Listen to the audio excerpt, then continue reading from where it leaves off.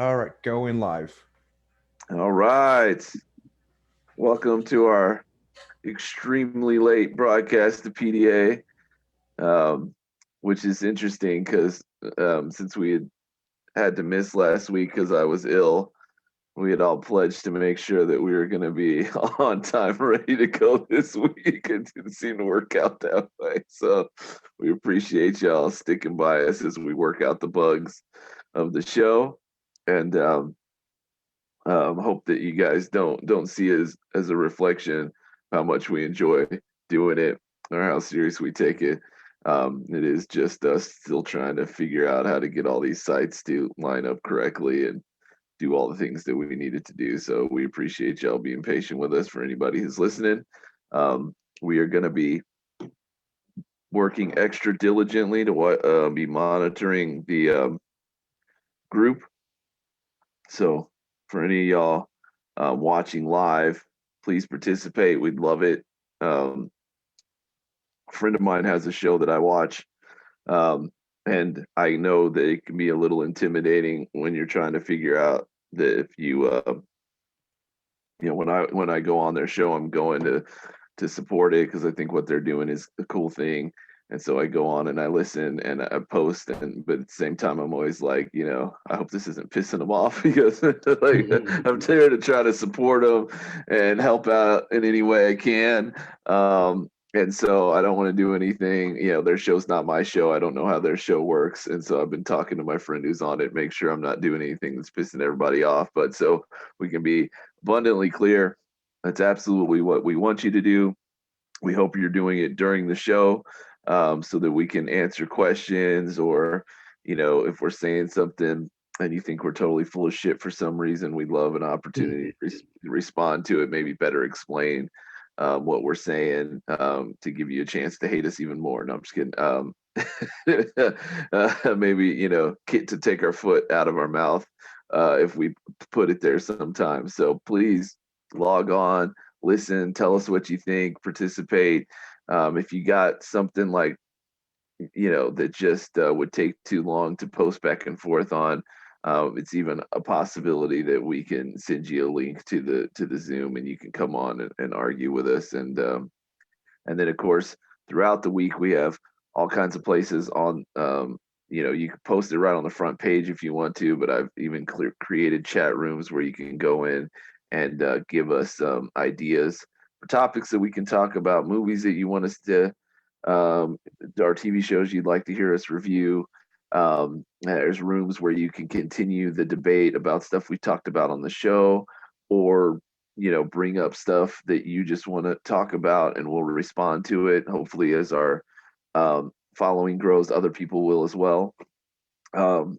So we do want you to participate, and we will not be upset if your form of participation is to call us out and tell us that you don't agree with us, because that's the whole point of the show. So we've had that happen a few times, and we have not. I don't know if it's the site or if it's us. It seems as though sometimes we're not getting the posts when they're actually happening. And so, because we do monitor it, and are actually really hoping to get to the responses right away, and haven't seemed to notice it until after the show. And so there's been a few times where it's took a little while to respond, but I've tried to respond to any comment or suggestion that anybody's made. Um, Sometimes my comments aren't agreeable, but that's okay. And when it comes to suggestions, I mean, we might not take them, but we're always glad to hear them. And you guys might come up with some great stuff we haven't yet. So please put all of that information on there. Um, we're definitely looking for it. Sorry, I'm trying to do it right now. Uh, So I feel it maybe like in the need to mention something right okay. now. Uh, I had some, I guess, sick family members recently last night in my immediate household. So I'm like on 1 hour of sleep. So if you catch Ah, me maybe taking what I like to call mini naps, uh, I'm I'm here. I'm here and I'm fighting. I'm fighting. There you go. I'm present, completely present. There we go.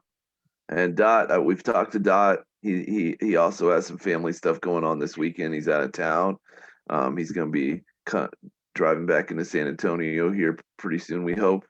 And so his plan is once he can get himself set up, he's going to get on just like, like he'd be on a cell phone call. He'll just be live on the podcast instead. So it's all going to be hands free. And making sure that it's as safe as it would be as he was just having a regular phone call. We're not going to have him looking anything up or anything like that, we promise, but hopefully he'll be able to log in and participate as well. So we're going to change the format up a little bit. And when I say format, I mean the format is pretty much going to be essentially the same. We try each week to do 3 topics. Obviously there, sometimes we do it a little bit differently, but normally that's what 3 topics in a review. And up and until now, what we've been doing is having everybody send in topics, and the 3 of us, the 4 of us will come up with topics, and then we'll typically put them in a bowl or something and draw them, unless there's just 3 topics that we all are really excited about doing, and then we might just go with those. But what we're going to try to do now is have each host pick a topic that they want to talk about. Now, to be clear, we've been asking you guys to participate and send in topics. Still do that. I mean, as one of the hosts, please send in topics. I could end up picking yours as my topic, you know what I mean? So just because we're kind of switching to this idea where each host brings in a topic doesn't mean that it can't be one of your topics that we end up bringing in because we like it. So I'll be honest, if somebody puts up even a halfway decent topic, I will do that one just because I'm so excited about the idea of you guys listening and participating. So please send some stuff in. And like I said, unless you don't want us to, if you participate, we will definitely give you credit and give you a shout out on the show, and do the whole "we're not worthy" thing and appreciation. So again, unless you don't want us to, and in which case we will keep your name out of our mouth. We'll put you on blast if you don't want us to. So anyways, all right. So Victor, I don't know what Victor's topic of the day is yet. We'll get to that later. Surprise for me too. All right, very good. So we'll see how we can do on the fly today. But my topic for today, I'm not even sure.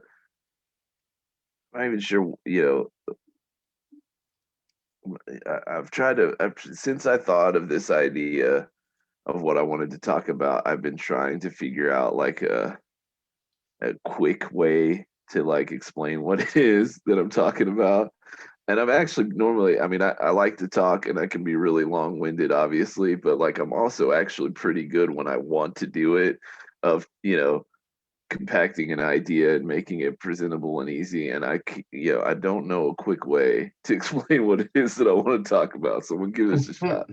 Okay, but essentially, we've talked about cancel culture on the show, and a lot of other topics of things that are getting really, really sensitive these days. And when I say things getting sensitive, I mean there's a lot of topics that are coming, that are in the forefront, that are topics that need to be in the forefront. I'm certainly not suggesting that like, sexism isn't a thing, or that it's not a real issue that we need to deal with, that racism isn't a thing that's alive and well in this country that we should be talking about and trying to fix. Obviously people with different sexual preferences get fucked with and screwed on a regular basis, and that's not okay. We shouldn't be all right with that.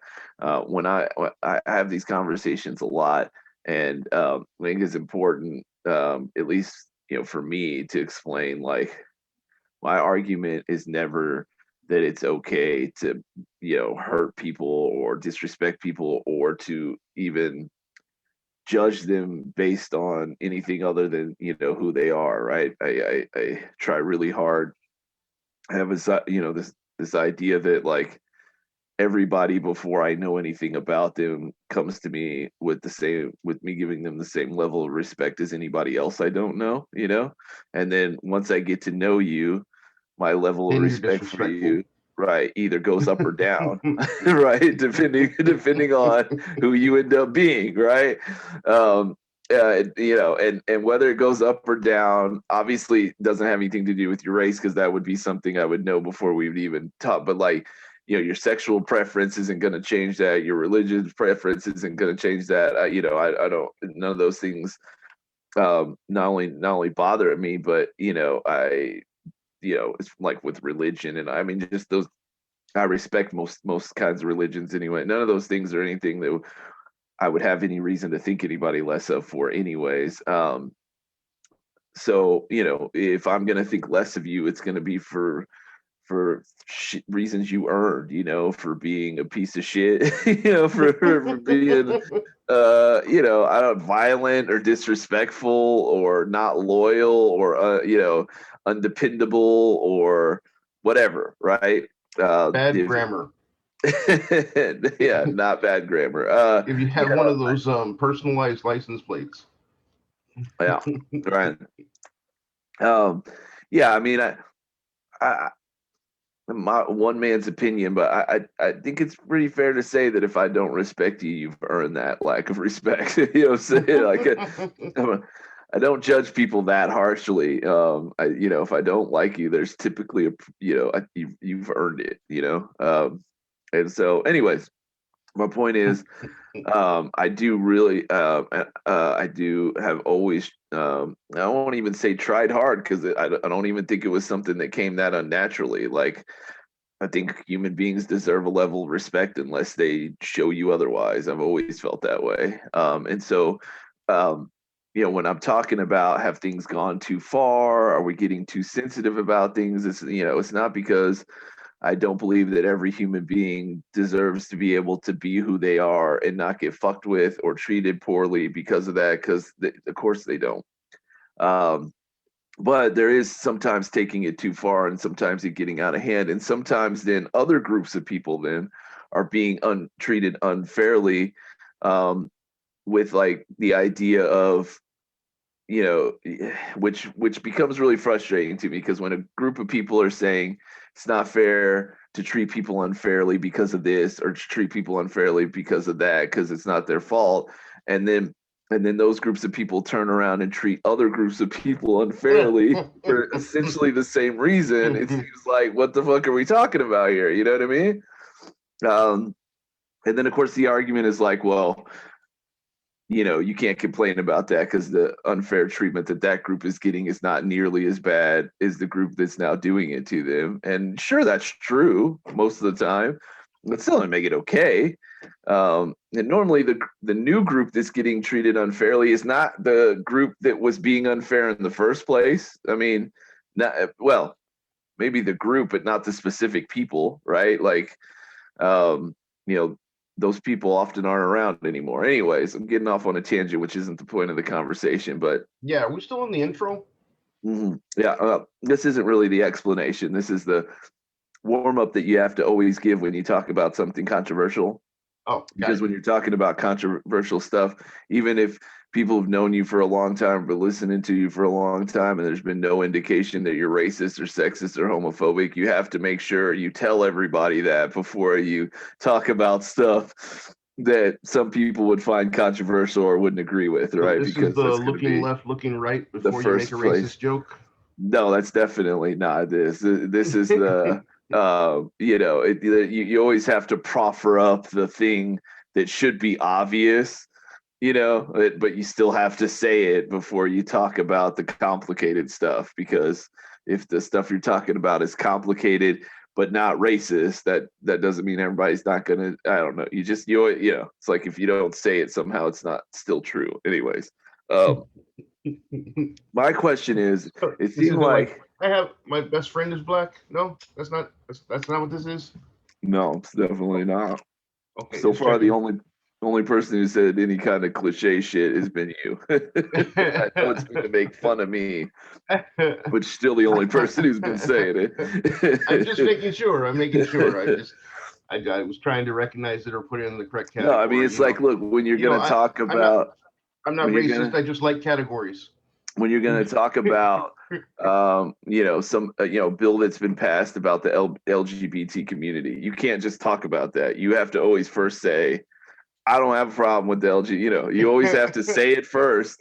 Otherwise, just by talking about what's happening without even giving opinions about it, people might assume that you don't like them, even though you haven't actually suggested anything that would say that, right? Too late. You called them an or them. You said them. That's it. That's enough. They are thems. No, that's a. It's like it's code for Them use is not a people. gender, It's not use people. huh? Are those people? You didn't say those people. Hold on one second. Yeah, man, what's up?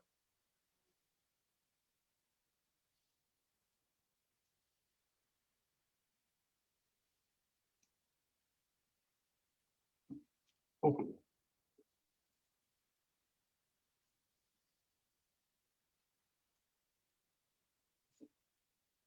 No, you just click on. You just all you should have to do is click the link.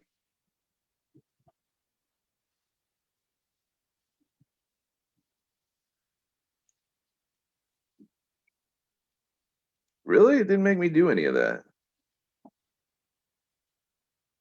Okay.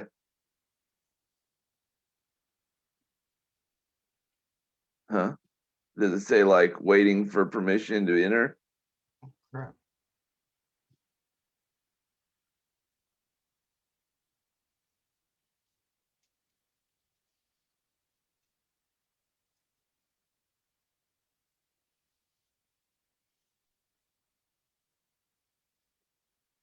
We'll let him in.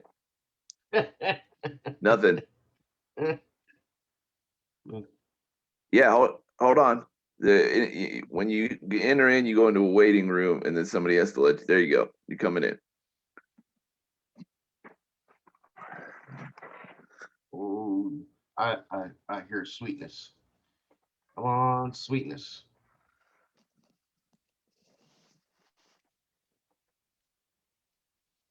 That was like a. Fucking out my uniform. Okay, That was a. hung up. I'm hanging up. Give me a second. You there?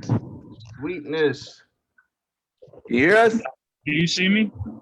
Nope. Can't see you, but we can hear you, All right.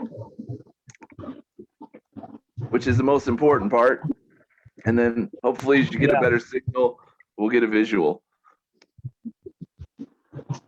And the good news is, based on technical difficulties, you really haven't missed very much. So I believe we're still in the Let intro. me see if I can connect to my radio so I can put my phone down. sounds good. That really was like a great nickname, Sweetness. Can you imagine Okay, can you still hear me? Now it sounds terrible. Yeah, but there's a lot like Sounds terrible. there's a Yeah, lot of man. like wind or Background. something. Got background noise coming You have a through. window down? I'm on the road. All right, well, all right, let me take it out. No, That's good. just on You the road. sound good now. I put on my Yeah. Bluetooth. All right, it's all good. Right here sounds good. I sound good now? Good. Yeah. You sound good I now. can hear you just fine. No feedback. You Okay, hear so us? keep it like this. Yeah, you're good. Can you Perfect. hear us? I give y'all perfectly fine. Fantastic. All right. So we just barely gotten started. We let everybody know we're gonna try for a little while to like everybody. Each one of us are gonna bring our own category to talk about. So I'm starting, and I haven't even really said what my category is yet. So I mean, it's pretty good timing. Okay. And then either you or Victor can go next. However we want to do that is fine. All right. So here it is. Here's the deal.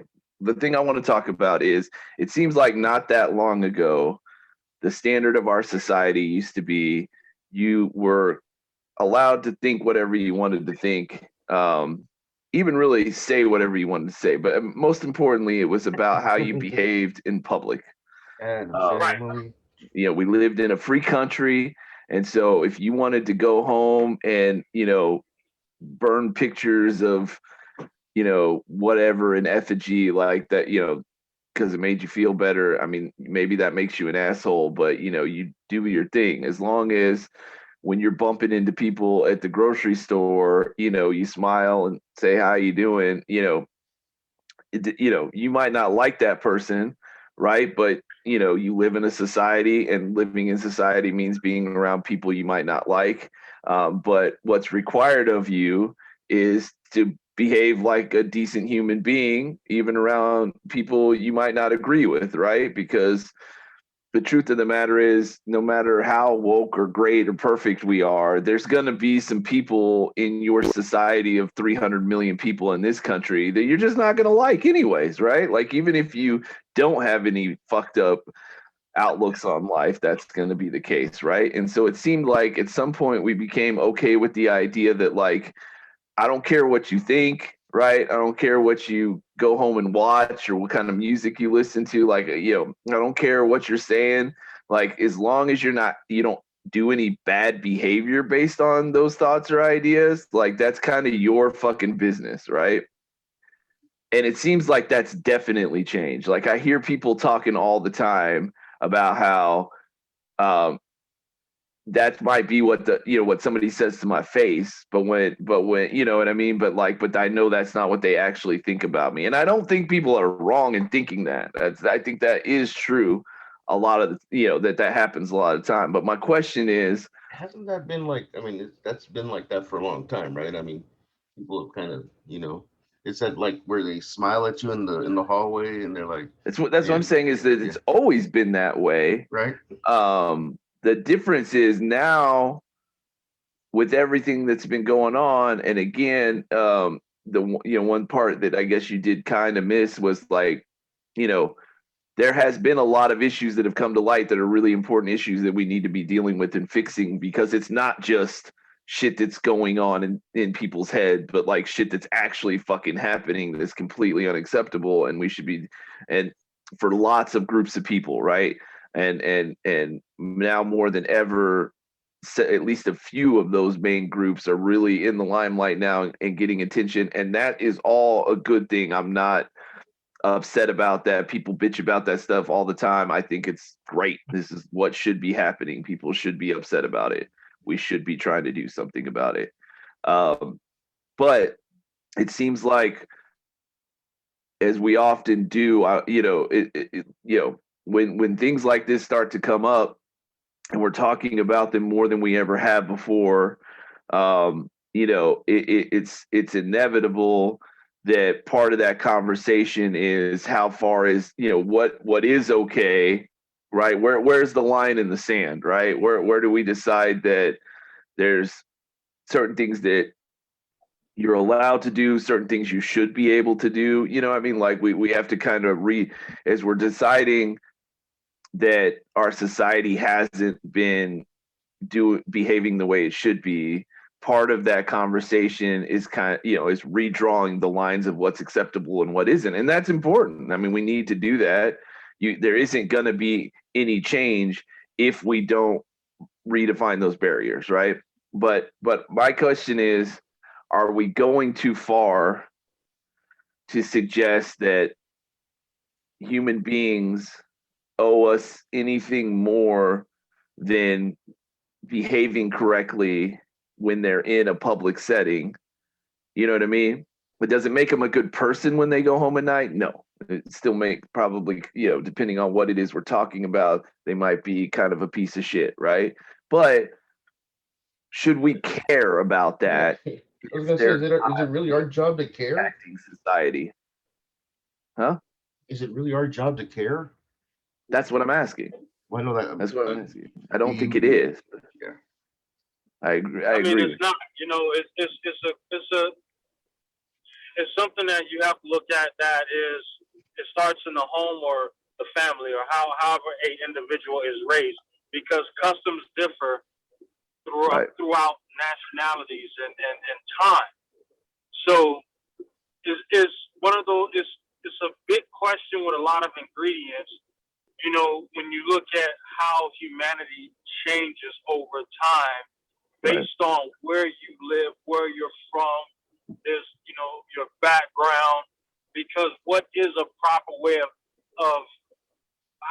quote unquote acting in public. That's not even something that may even be a factor to certain nationalities and a certain tribes or to certain people. You know, it may be termed differently. You know, public conduct or civilizations. It varies just based on like I say, who you are, where you're from, and what the customs are. Yeah. Right. Yeah. Right. I agree with that. I mean, I think I've said this before, but like, based on who we are today, like all of us would like to think that like 50 years ago, we'd be these people, right? And the truth of the matter is, like,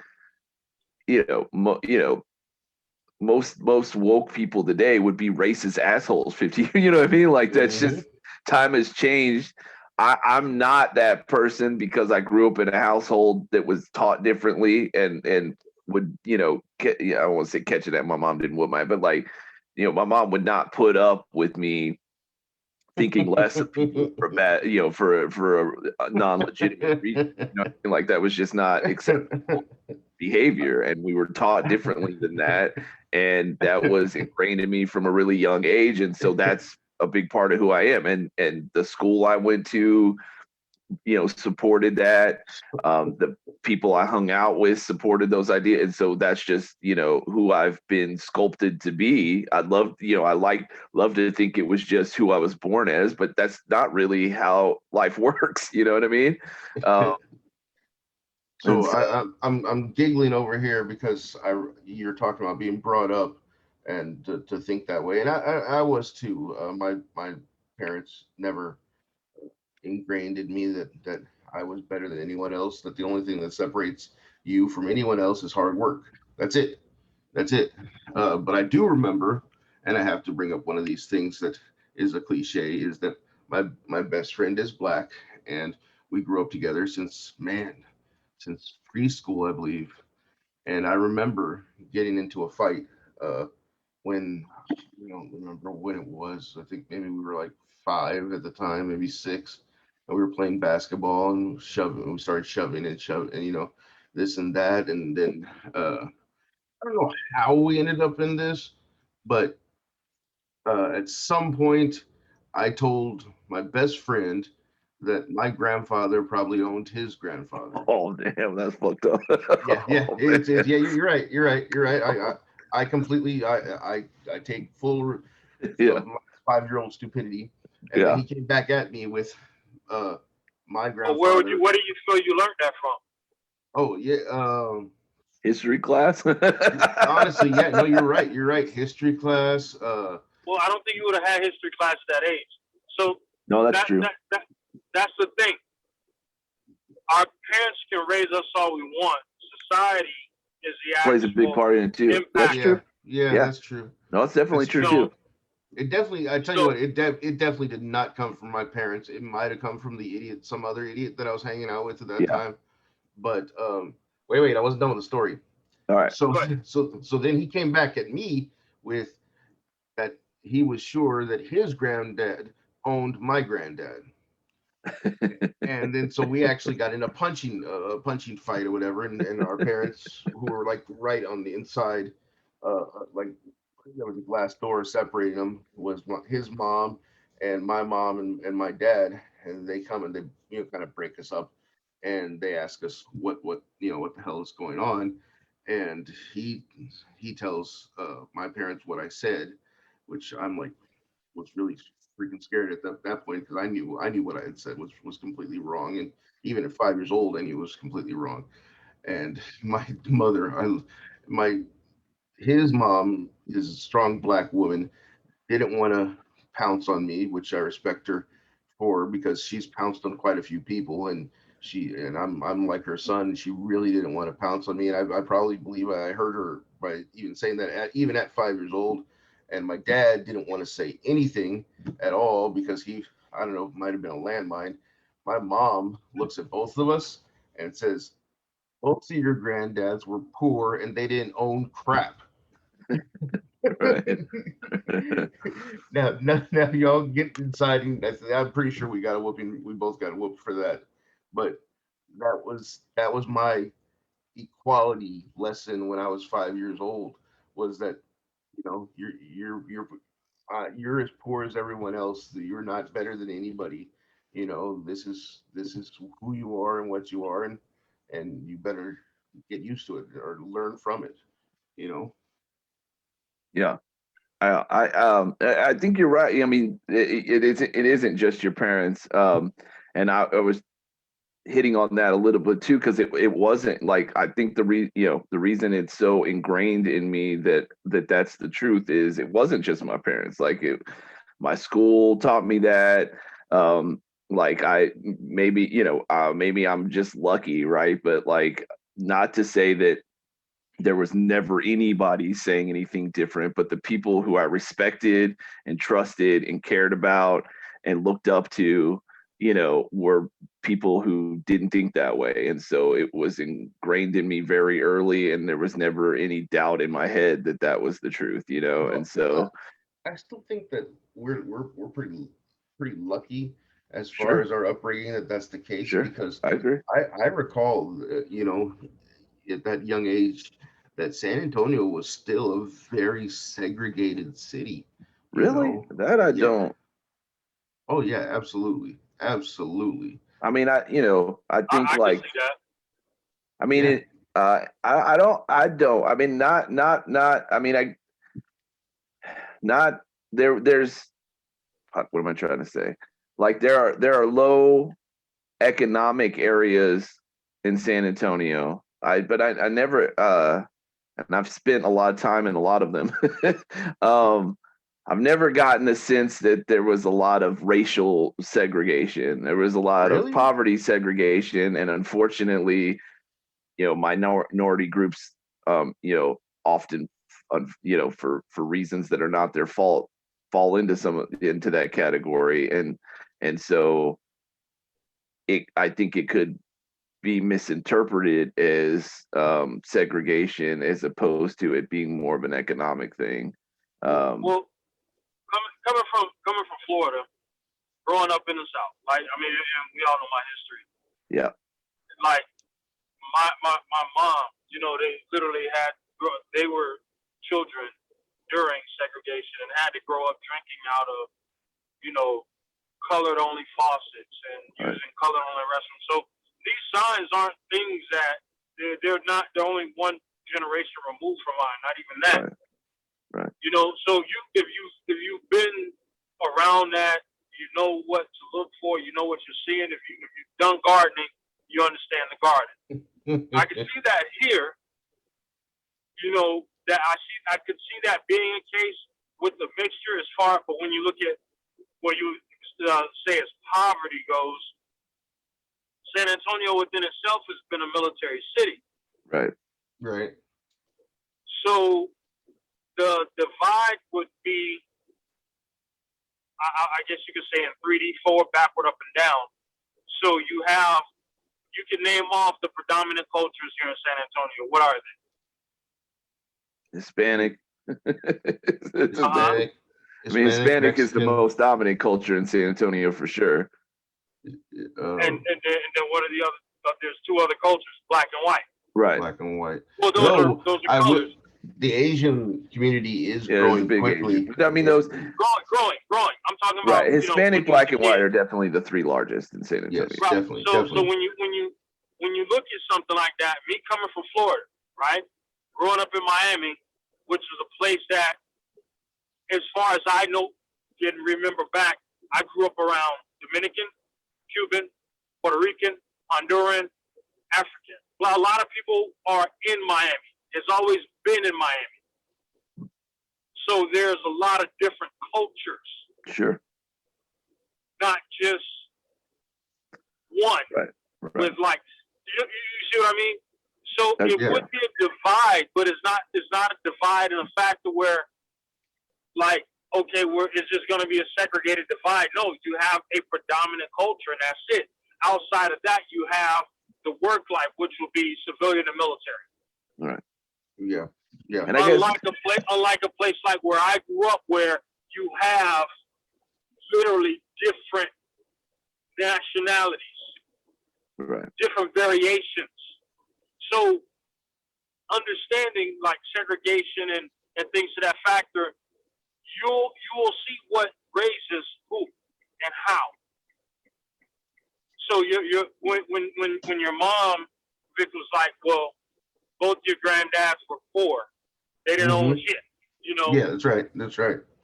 That could have been a factor, and that's a way to, you know, kind of slap both kids in the face to get them Exactly. like to bring them away from that, right? Absolutely. Yeah, because and what I'm saying is, look, in the time period that you're talking about, where there was, you know, separate drinking fountains and stuff, I you know, obviously that would have been the case here as well. I mean, when, you know, in that time period, it's not going to, yes, not going to matter where you were, right? And we're still south. That was just the way it was, for sure. But me and Victor aren't quite old enough for when we were kids. For you know, that wasn't that far back. And growing up, I never got, like, it wasn't like, and there are places where this definitely was the case, even when you and I were younger. It wasn't like, you know, if a black family moved into a prevalent neighborhood in San Antonio, like they were shunned or treated differently. There weren't as many in those neighborhoods. But again, I think, you know, they weren't shunned, but they were noticed. And that's yeah, this is still America at the end of the day, and they were noticed, and they may not have been welcomed with open arms. Yeah, you know, see, that's what I moved out here. I moved out here in '92, and you know, I was in high school. Yeah. You know, and we moved. I came literally from like the city of Miami to Braun Road in 1604 in 1992. Nice. It was a culture shock for me.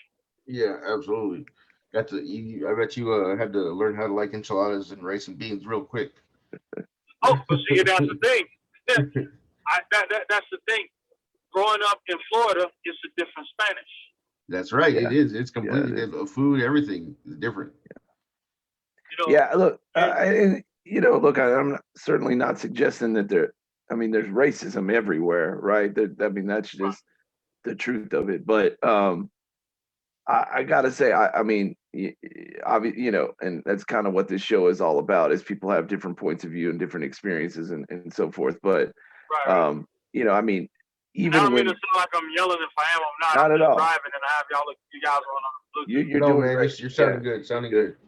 But look, I mean, even when me and Victor were young, if white people were the majority in San Antonio in the 80s, it was just barely. Like, this is what I'm saying, is like, this town has not been, I mean, like, there's been a pretty large mix of culture. And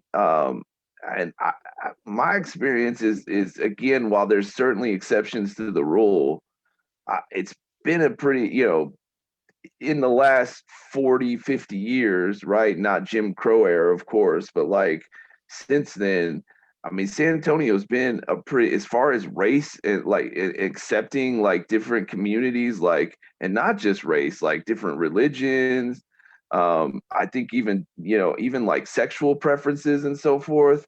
Again, I mean, is it perfect? Of course not. And are there assholes? Of course there are.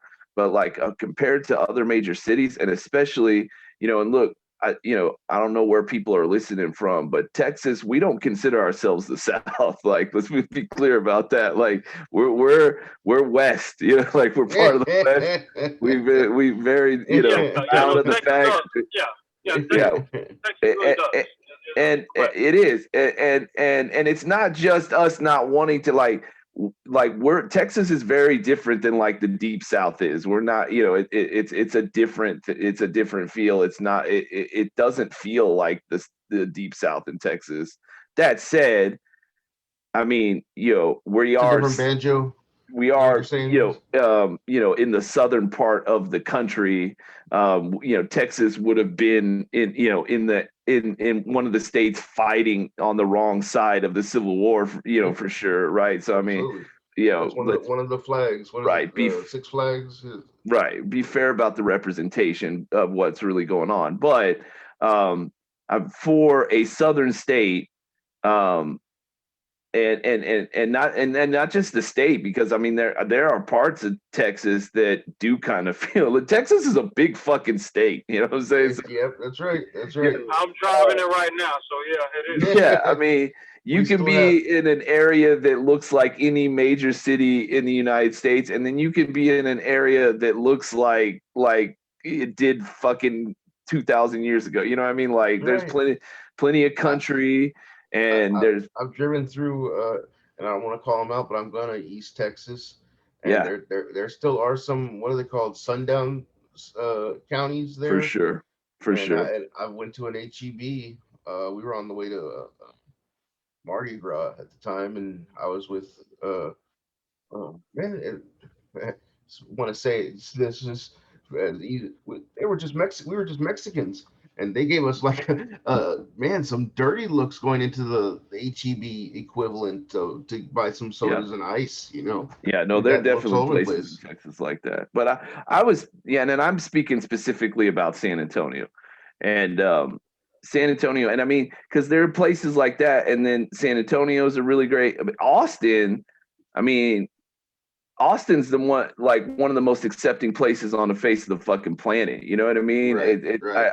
It's like Keep Austin weird, yeah. yeah, keep Austin weird. It's like I always tell people it's like what's the Depends on your Austin experiences. again Austin's very gentrified. It sure is, that's for sure. Yeah, yeah, it's, no, that's true. That's true. There's because there's a shit ton of tech companies in Austin. There's not a lot of property in Austin anymore. That real estate market in Austin is fucking insane. There's a lot of rich people moving there.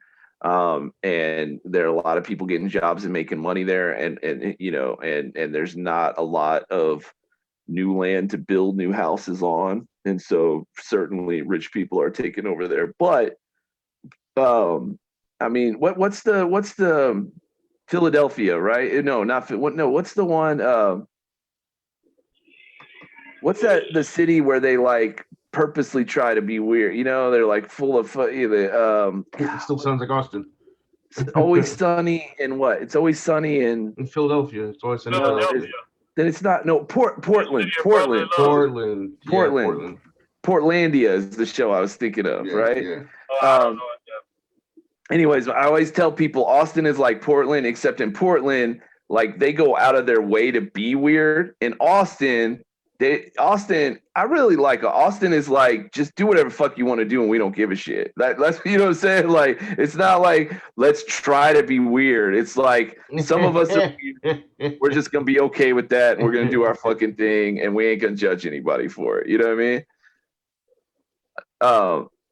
But San Antonio, I think it's not that. I mean, it's not that, but it's a really welcoming community, man. And like, just again, there's shitholes here. There's no doubt about it. I've met and experienced racist assholes in San Antonio. I mean, I don't know there's anywhere you can go where that's not going to happen, right? I mean, that's the unfortunate truth of it. But as a whole, I mean, the people that are in charge of the city, I think, are pretty good people that try pretty hard to look out for the city as a whole. Forward thinking is like, yeah. What I like to I mean, we have a call pretty it. good mayor. We have a pretty decent police chief. I'm not, I don't know them personally, and my, vouching for them to be 100% perfect people, no. But like my experiences of how they handle situations and shit is pretty impressive. San Antonio is the first police force that has a special department to deal with people with mental illnesses, right? Because police, interactions between police and people with mental illness has always been disastrous. No matter what police force it is, it never goes well.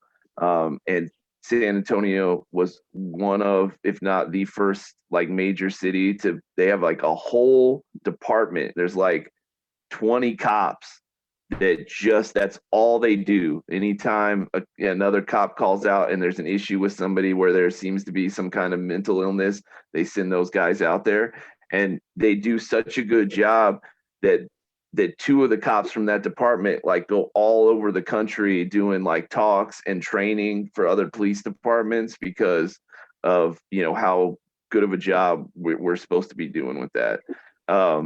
Again, like, it's not perfect and there's shit we can fix here in San Antonio. I'm not suggesting otherwise, but I think we're pretty lucky to be in a town like this one. Oh, you know, the other thing too is y'all know, I think I was asking Victor and he hadn't seen it. Dot, you ever watch that What Would You Do show? Sounds familiar. I think I may have. The dude that hosts it, like they'll set up like a restaurant or you know, A and Situation like a hidden camera and ask. right. Yeah, I know. And essentially everybody is actors except like, you know, one table of people that just think they're in a fucking restaurant or a grocery store or whatever. And then they set up like a situation where like some assholes start fucking with people because they're black or they're gay or, you know, whatever. And just to see how these normal people will react. And every time that shit's in San Antonio, we like, you know, my favorite one is this restaurant. It's not even in San Antonio. It is in like a little shithole town just outside of San Antonio that is kind of like, if you just looked at it, a country backward ass town, right? And they're in this like kind of shithole restaurant that serves like fucking chicken fried steak and gravy and shit, you know what I mean? Like you're the setup and you're like, this is not going to go well, you know what I mean? Like this is not going to look good, you know what I mean? And it's too they did both. They did it with two gay guys and then they also did it with a black family.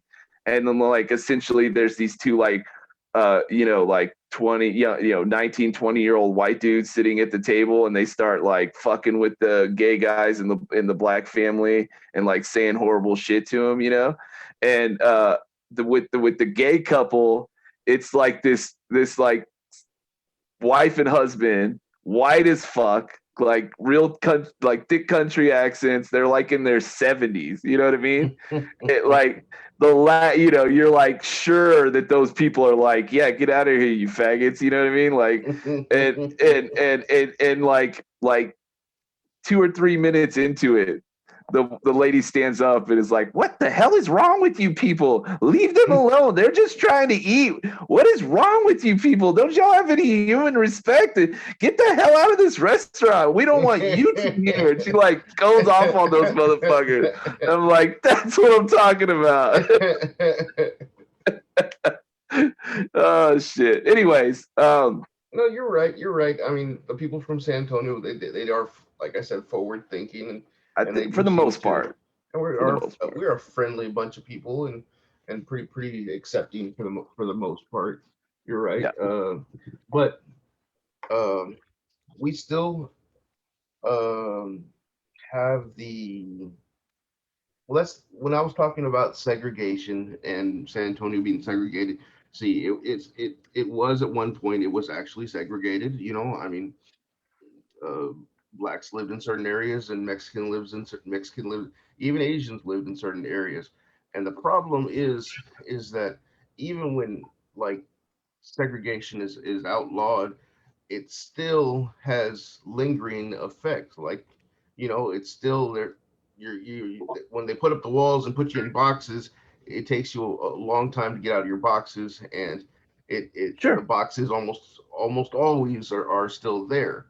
Well, that's what I mean. Even when you take the walls down, it's not like everybody just runs out. I mean, you're right. I mean, exactly. Once you've separated people, they're not just going to immediately mix back up again.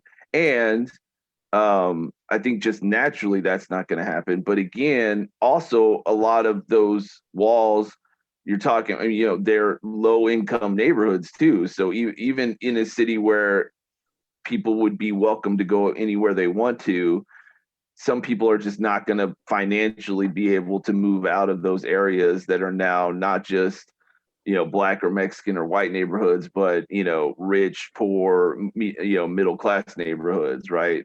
So it's not just a racial divide at that point, it's also an economical divide. You know what's crazy? The other day in my profession, I look through property contracts all the time, deeds that are on file in the courthouse, and some of them are very old as Texas.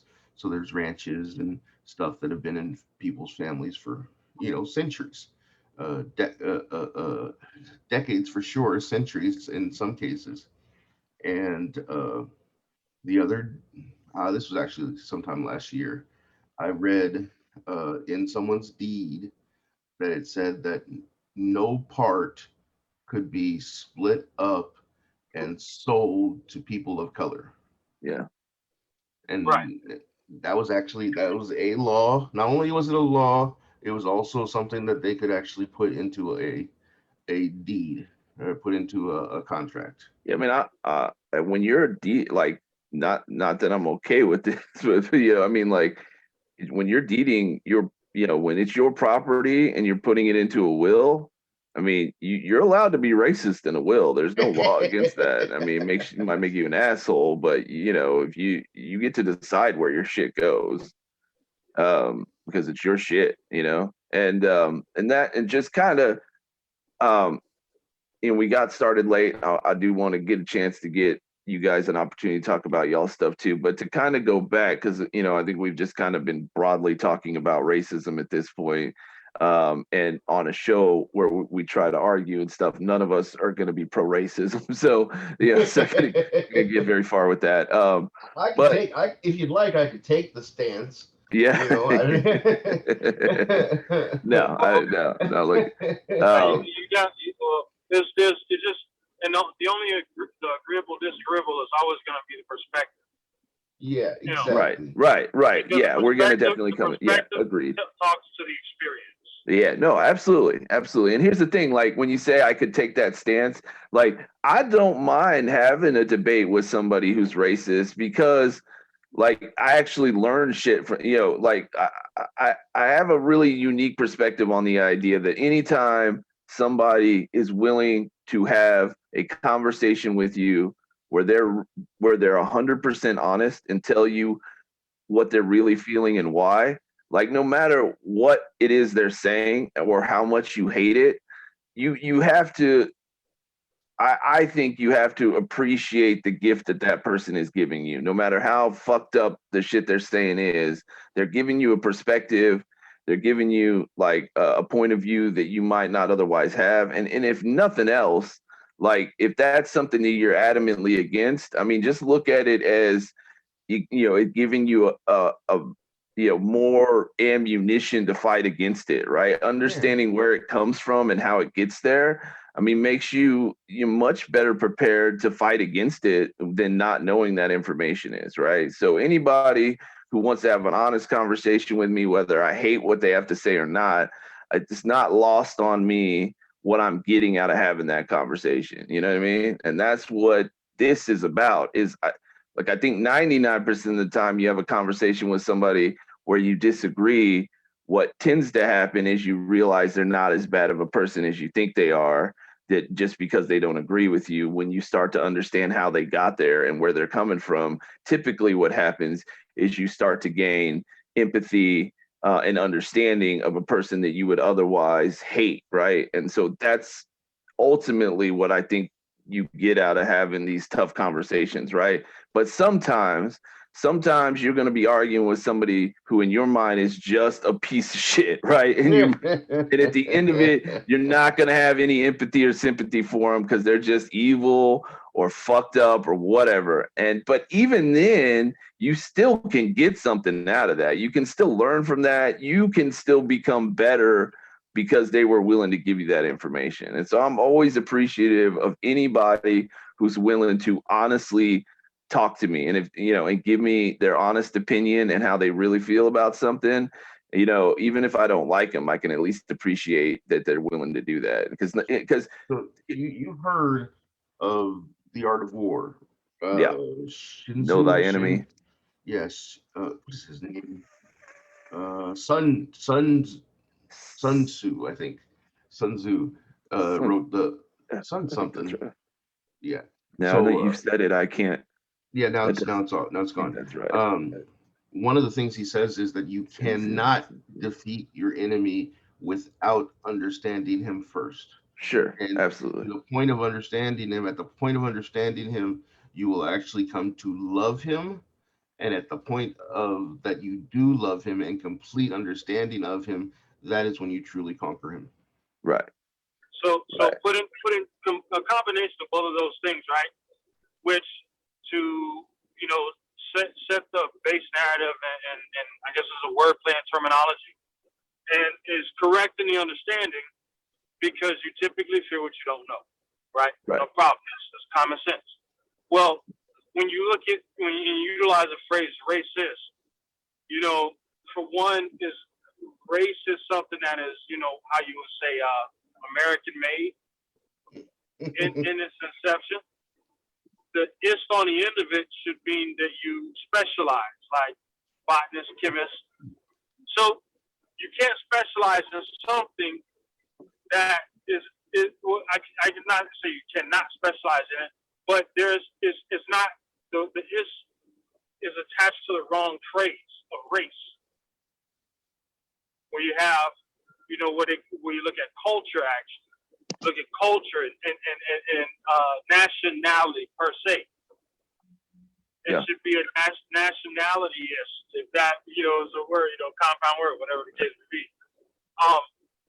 But you have a few amount of people who even know enough of their own nationality in its purity to even specialize in it.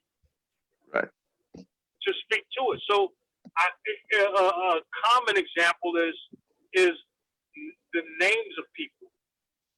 How if I say, what is your last name?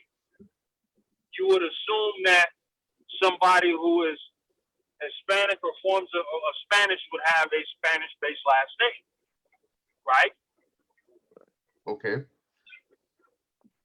Or somebody who is of Asian, whether it's Eastern, Western, North, or Southern Asia, would have a last name based on, or their good name based on the region where they're from, right? So if you saw someone that appeared to be Asian in nature, but they had the last name Williams, you would then assume that, well, a couple things. Well, what is your real name, or is that through marriage? Right. Or some type of what's the word I'm looking for? Alteration. Okay.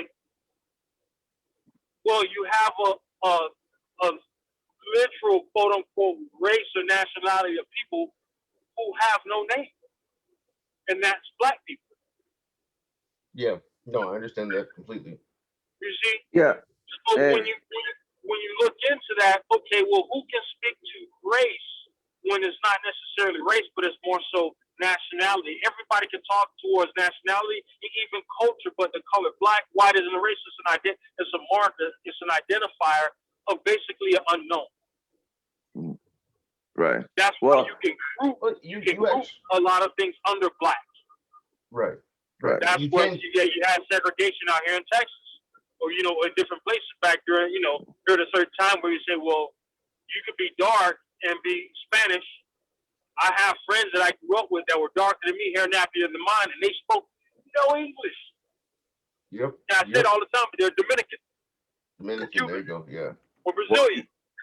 And I wonder if, I completely understand the idea of, people being proud of their heritage, and I don't think there's anything wrong with that, but I wonder if and there isn't, but I do wonder if maybe if at some point we were willing to let that go, if it would make things easier. You know what I mean? Because it is a really hard line to walk between people.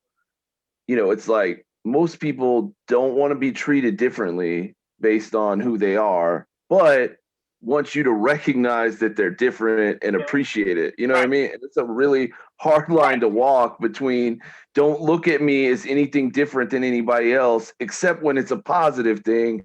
And then you better recognize that I'm different and special because of that. I mean, it's a balancing act that we walk more here in the United States than anywhere else. In other countries, and a lot of other countries, and there's racism in a lot of other countries. Let's be fair about that. In other countries, you have to look at one of the mimicking factors is not necessarily racism, but more classism. Yes. Yeah.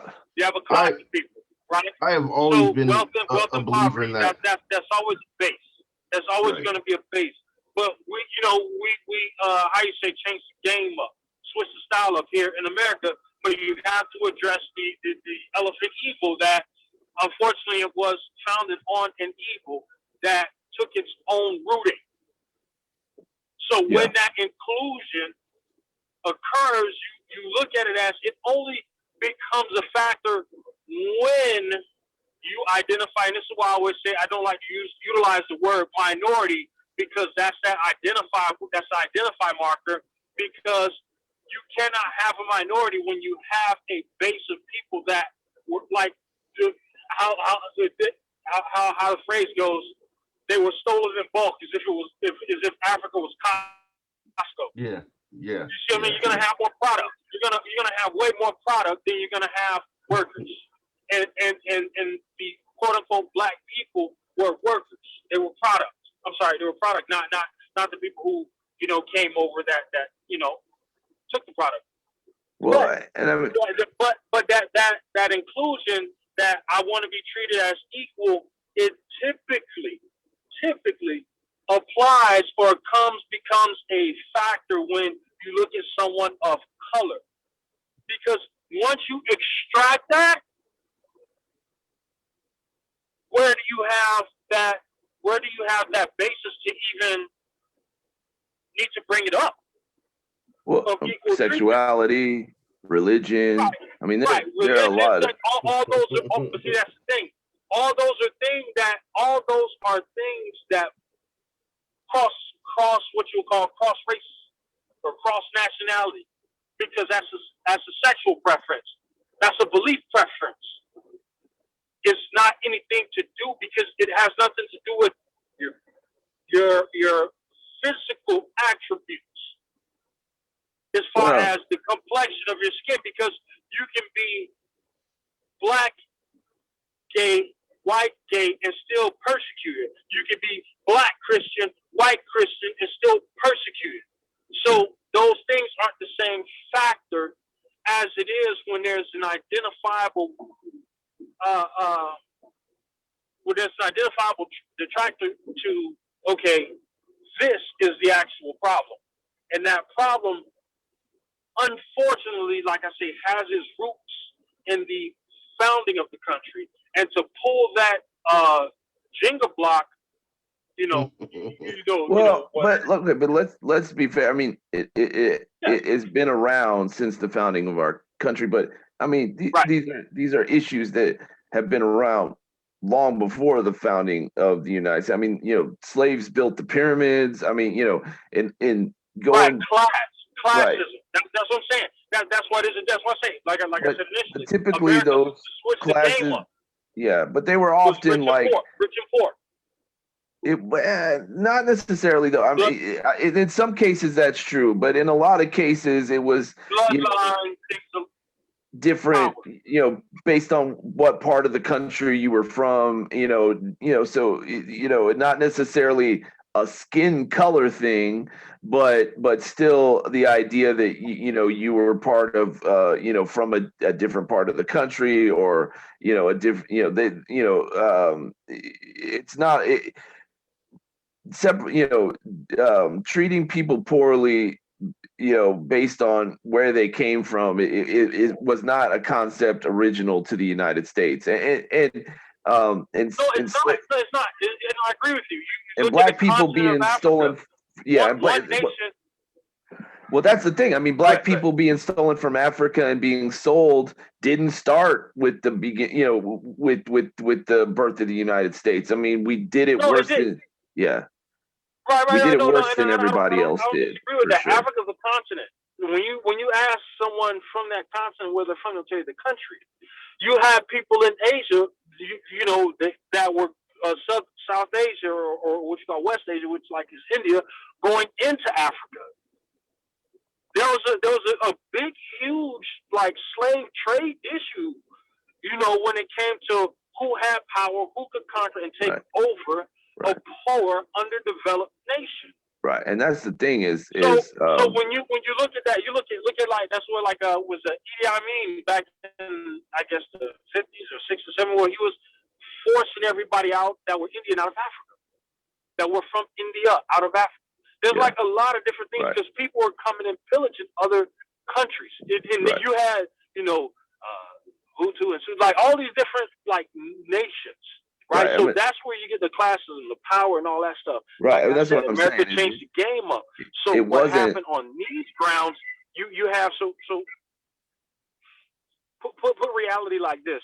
And a lot of times, and I just actually had this conversation with some people. It was a healthy conversation. They were talking about racism and slavery, and a lot of times the focus tends to be going towards the progression of the end of slavery. You know, there's not much talk about the start. Well, that's of what it, I've been trying to say here for a second. Creation of it. But a more important part is the actual duration, because you look at 400 years. No one lives 400 years. So you had human beings that may have lived only 30 years, only 60 years, only 20 years, only 50 years. They grew up in this country at a time where slavery was reality. They were born and died in it. Children, fathers, mothers, grandparents, they never saw the beginning or the end of it. They were just right smack in the middle. And that's the unfathomable part when it was at its heyday, when it was at its, like, cruising altitude. I think that's the untalked about evil, because we typically want to go away from that and go to the part where the movie got good for everybody, not the character building part. Yeah. And I think if we address that issue, I think that it would be a better conversation at the table for everybody. I don't know if my signal broke out because I'm in between a bunch of big rigs and I'm on 35. We heard that. We heard it. Yeah. So a few things I've been trying to say. Go for it, bro. Go ahead. So I think another part of the conversation that doesn't get talked about a lot is that I mean, the problem with it is that for the majority of human civilization, the concept that if you were more powerful, you just simply had the right to use that power, even poorly, against people that couldn't do anything against you. I mean, the truth is through, across the planet, people who had money and power used it and used the people who didn't to better themselves, right? And they use that money and that power. And slaves have been, and not Africans, I mean, just slaves, period, across the board, around the planet, right, was part of the human experience from the moment we moved out of the caves and people figured out how to gain power and influence, and have it over, more than other people did. They used it and took advantage of it and had no problems treating the people who didn't have that power and in any way to fight against them in any way they wanted to better themselves, right? And slavery's been. But that's natural. That's the animal kingdom. That's the animal kingdom. That's right. A turtle and a shark. That's natural. Right. Right. And thank God. Right. And thank God, as part of the evolution of human beings, at some point, we realized, this is fucked up. Like, this isn't right. The fact, people who are being treated horrible and being forced to do all these things, they didn't do anything wrong. They didn't make any choice, right? They didn't decide to do, these weren't, it's not like slaves were people that had committed crimes or, I mean, like, they was just people that were born somewhere that people got taken advantage of. And that's really fucked up. Right. And we've started not very long ago. Right. I mean, when you look at how long human beings have, been humans, right? Like people that, that didn't live in caves, right? People that actually like, built societies and all, it's been a really long period of time. And it has only been a very short period of that time that the majority of human beings have said, yeah, you can't do that. That's not, that's fucked up. It's like when you have extra, your job should be to help those people, not to take advantage of them. Right. And we've gotten to that point. We've grown as human beings and realized that, I don't know. I mean, it's a tough conversation. What has happened is unbelievably fucked up, right? And you do have. So you're right, and you have everybody should. What we would want is everybody to have a positive, forward-thinking mindset. Right, and it doesn't. It doesn't happen. It doesn't happen that way. It's like you're going to get people develop. They develop over generations. While you have people who live on certain cultures or certain tribes of people could hold their breath underwater longer than most normal humans because they generation to generation they learn how to control their heart rate. And it's given in their DNA. You can see all these like taboo type cultural things because that's what humans are. We evolved into. So I would ask that. What's the difference in other places on the planet, right, where slavery, if you go far enough back, was a part of that, of the culture of that land, right? And because, I mean, the United States is a young country, right? So you places like China, Europe, Africa, I mean, where civilization has been there for really long periods of time. If you go back far enough in any of those places, slavery was, everyday culture, right? You were either somebody, right? Yeah, that's a given. Slave. Yeah, of course, that's a given. But that's you would still have the same. So I guess my question is, in most of those. In most of those countries, right? In most of those societies, look, they still deal with the fact that there are racist people and how to deal with that and so forth, right? But there isn't this like gaping open wound that can't heal about slavery that we have here, and so is it just that it was that much further back? I mean, I guess my question is. It doesn't apply to, it's two different forms. That's why I say we changed the game up here in this country. Something that has been prevalent on Earth is even prevalent in, like I say, in the animal kingdom. Power. The dominant, what's the book? The dominant power versus the current power versus the rising power. Like it's just that way. That's natural. What became the unnatural was putting our twist on it, and that's our evil. Which is what? America's. That's our evil. What's the twist? What is it that what's the twist that we did that they didn't do in those other places? It's what we coined the phrase race, black versus class.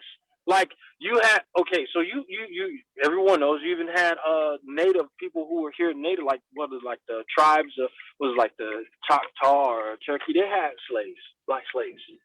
Everybody at some point had black people. Not everybody, but the general. It wasn't always. I mean, to be fair, it wasn't just black people. There's been slaves of all kinds. Right. That's everybody. I get that. But and that's one of those like. Well, everybody, it was equal across the board. Well, I don't know if it was equal. If that were the case, then there would be no conversation about it because everybody was. But what we fail to realize. I don't think we fail to realize. I think everybody's smart, in this country. I just think that it requires accountability. It requires addressing the elephant. Yeah. And it's good to want progress. Yes, that is great. But you want progress from what? Right. I think accountability is like, when something really fucked up happens, I agree, moving past it is almost impossible without the person who, the group, the people, whoever fucked up, acknowledging it. I completely agree with you. But and we could do a better job of, definitely. But it's not. What would be the level of acknowledgement that would be acceptable? Because it's not like we haven't acknowledged it, right? So the argument would be that we haven't done nearly as good of a job as we need to acknowledging it, right? Because right? It's not like that's not a problem. The problem is not. I wouldn't say it's not the acknowledgement, because we could all acknowledge it to ourselves. Like, it's like, okay, it is what it is. There's no public acknowledgement that's needed to be done. That's where you're getting into like things like reparation and things of that nature. Okay. So that's not necessarily just. That's not more the conversation. The house. That, what I'm saying is, that would be wait, more. what I'm saying is, just to put one thing in there. Wait, just put one thing in there is that the House is actually bringing a bill into whatever about reparations, I believe, within the next 2 weeks. They do it almost every time, and they try to get it through, and it never quite goes through. Just want to store it out there that they are putting it out in the next couple of weeks, a reparations bill again. Yeah, but to be clear, I'm not arguing for it or against it, but let's be clear: acknowledgement and reparations are not the same. Two different things, right? They're two different things, right? Right. They're two different things. It's like giving everybody a stimulus check while you do other shit.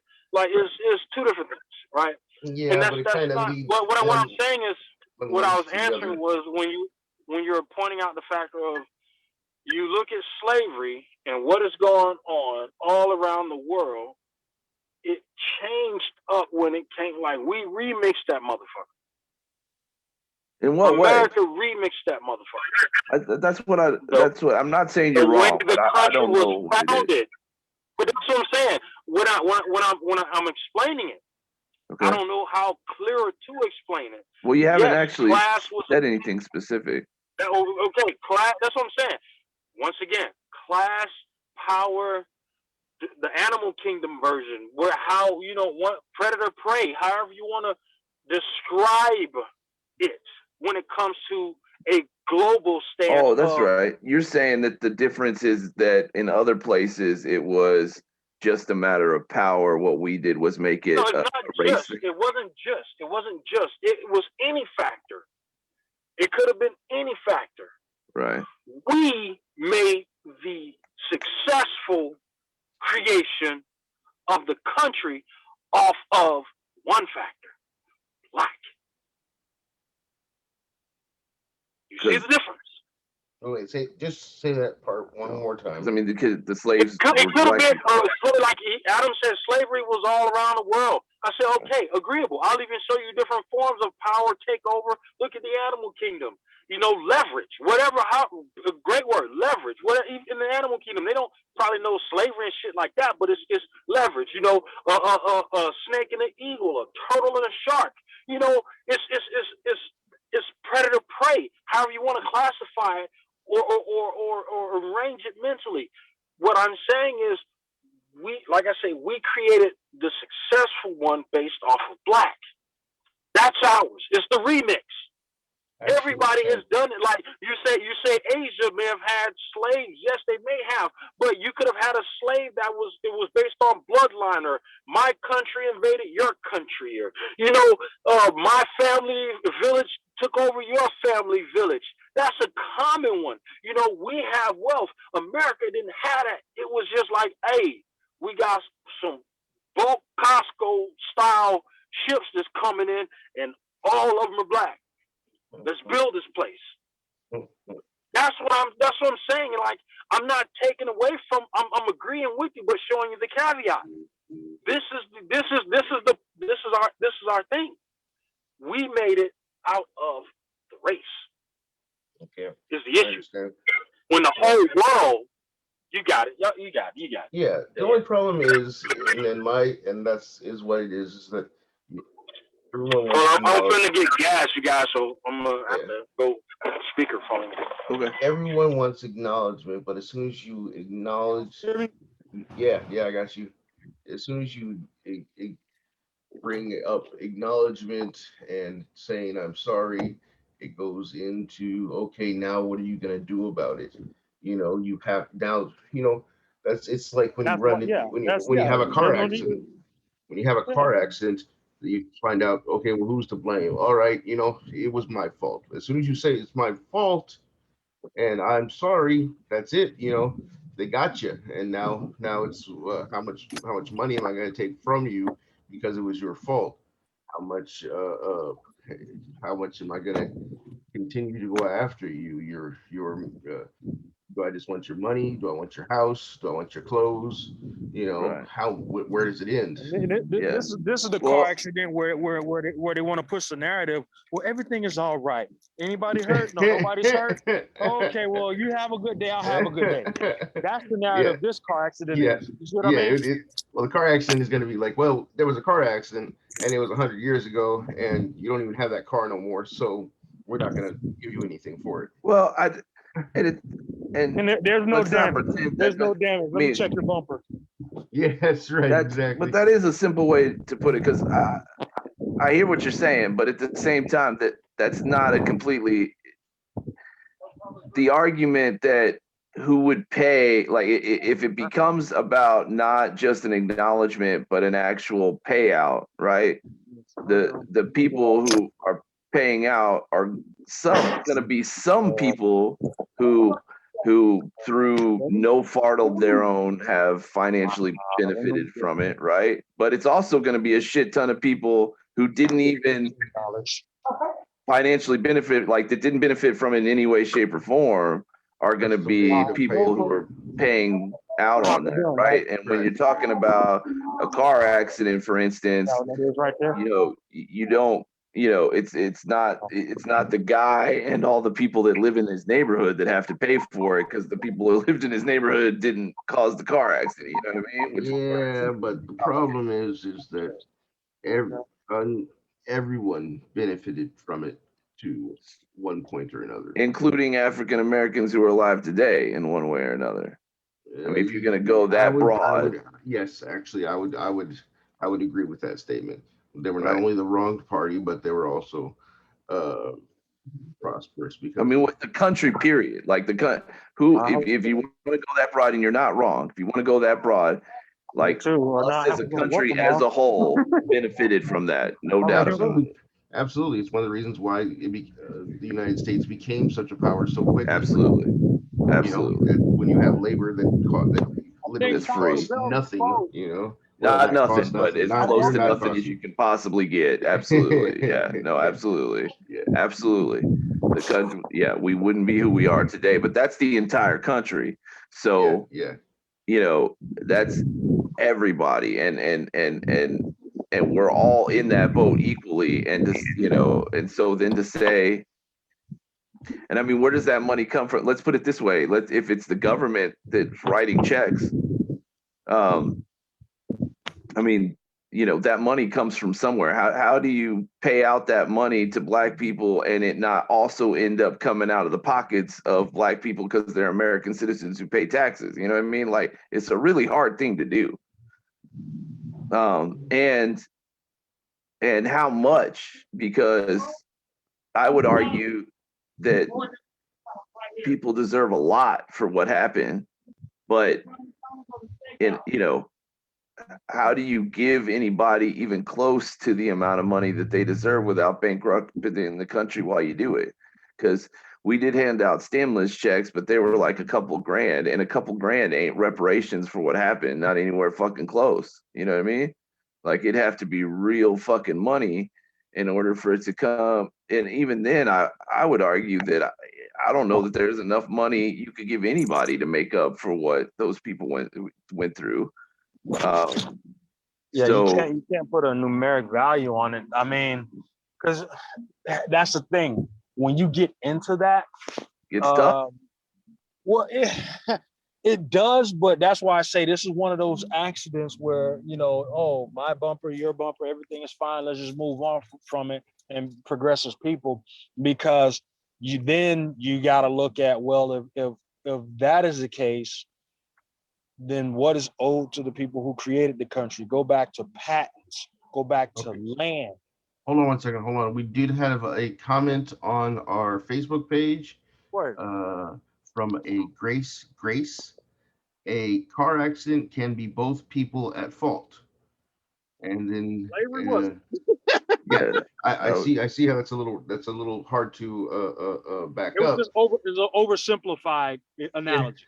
Yeah, definitely. Oh, definitely.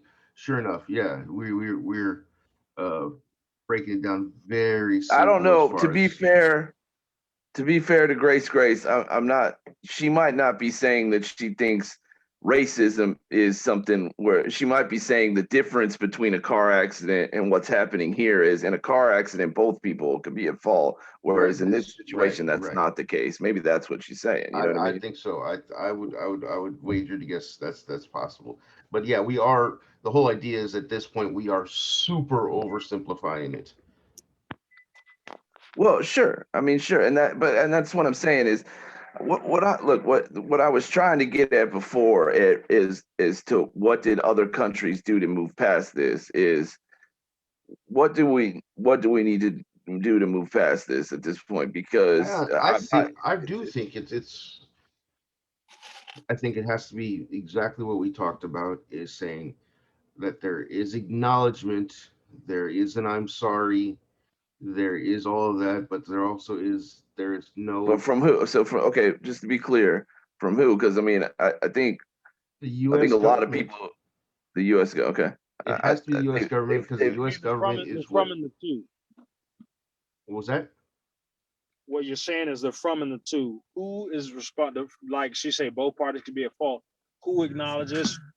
What's the from and the two? Yeah, and that's the $1 million it question. has to be from the U.S. government because the U.S. government is really who benefited from it. We, the people, benefited from slavery. Yeah, I mean, in the end, I mean, but like when it was going on, it was really like the people that benefited from it the most were the people that were making money off of putting the slaves to, the people that owned the plantations that were growing cotton and selling cotton. I mean, those that wasn't the government, you know what I mean? Those were individual business owners that were benefiting from that. Like when we would use black people to build shit, I mean, like they were owned by people who would charge for charge to build that building and just not pay any labor for it. The people that were benefiting from that were the slave owners. Right, but the U.S. government allowed it to continue on, and if there is a entity inside your borders that is making money, you're also making money off of taxes, and you are benefiting from that industry. They benefited from that industry no matter what. What you're looking at is saying, okay, when did slavery end? About 10 years after the 14th Amendment. 14th Amendment? I always want to put it at 14th. Who benefited from what? Okay, so America was founded when? 1892. Is that what? No, that's when. That's when he sailed the ocean blue. That's when he found it. Slavery ended in 1776. 1776. So it was the Emancipation Proclamation that ended that was what the ultimately caused the end of slavery. That was written in 1863.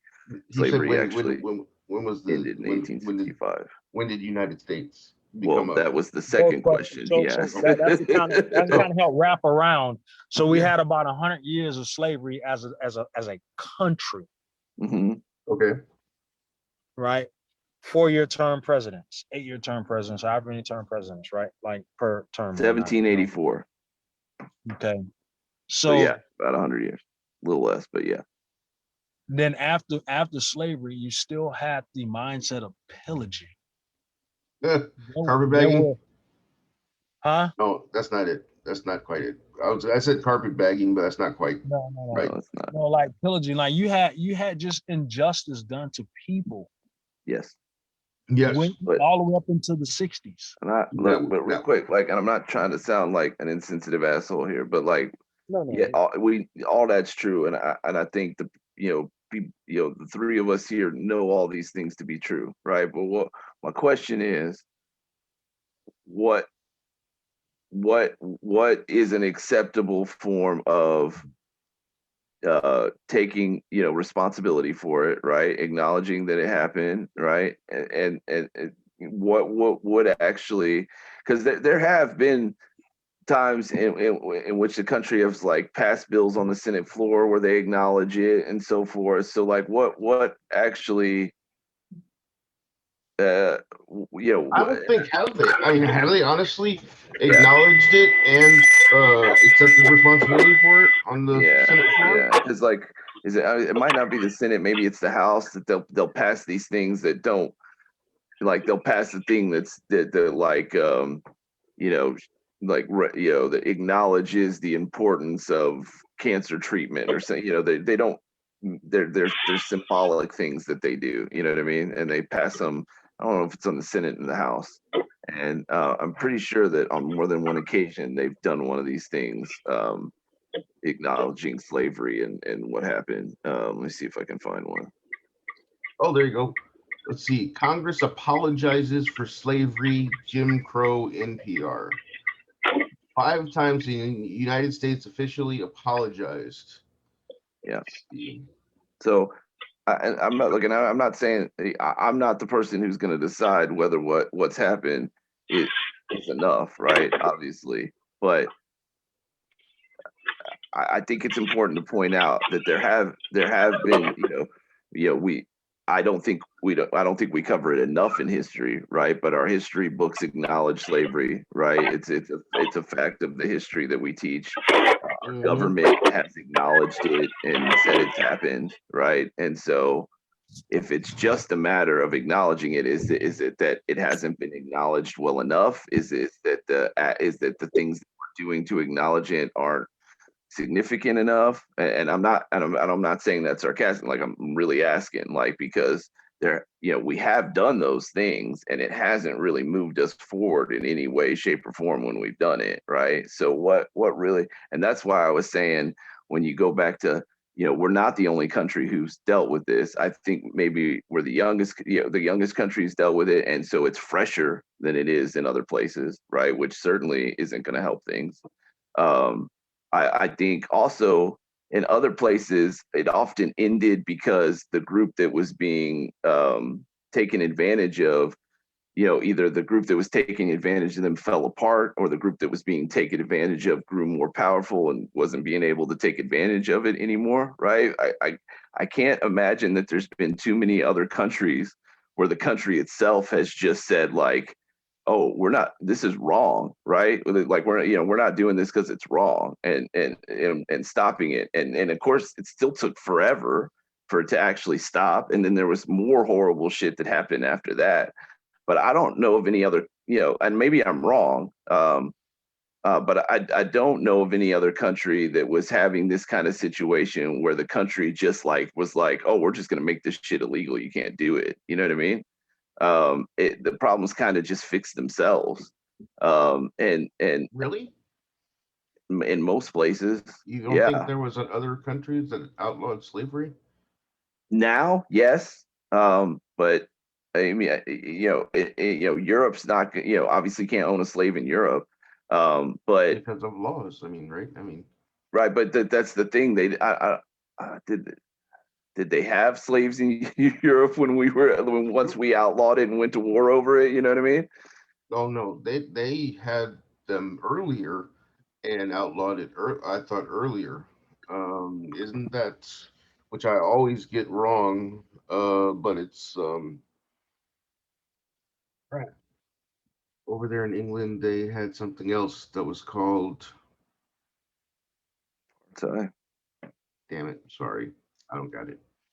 It has to do with colonization and Sure. They something else. colonized all kinds of places. Well, But yeah, anyway, they raped Africa pretty well too. but that, I mean, even so, for argument's sake, and to move forward, because I don't know that it's that big of a point in it, like something's different right here. Like it's not, it's a much bigger issue here than it is anywhere else, right? Well, I think one of the main things that makes it such a big thing is that we're so freaking far away from Africa. I mean, we literally displaced people from their homes and heritage and moved them to another side of the globe.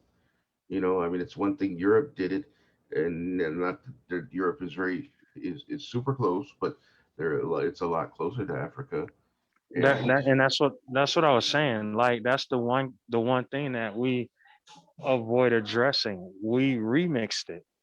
Like you have to look I at the don't fact that everybody like that, and that's why I say you can look I at it don't on think we were every the way. first people to make slavery about race. I We're don't know not. that I We're agree with it. not. We may not Okay. be, but we're the first successful country. Thank you. Like still in operation, a power country off of it. You see what I mean? Hold on. No, I mean, like Like China, that's the thing. China was built on the backs of slaves. I mean, there's lots of It's a countries. communist country. Yeah, you get the business over in China if you act up. Act up, you can get jacked up, or however it goes. Yeah, But that's Yeah, but not they're not. But there's not slaves. There's there's the government and there's everybody else. we have right. another So that, and comment. We that's have what another comment. It that's was the Go ahead. point. That's the point. It was just the government. This was one. Hold on. all right. Just so we have a comment. Just FYI, not to start an argument. That's the whole point. Mauritania. Start an argument. Go ahead. Mauritania is the world's last country.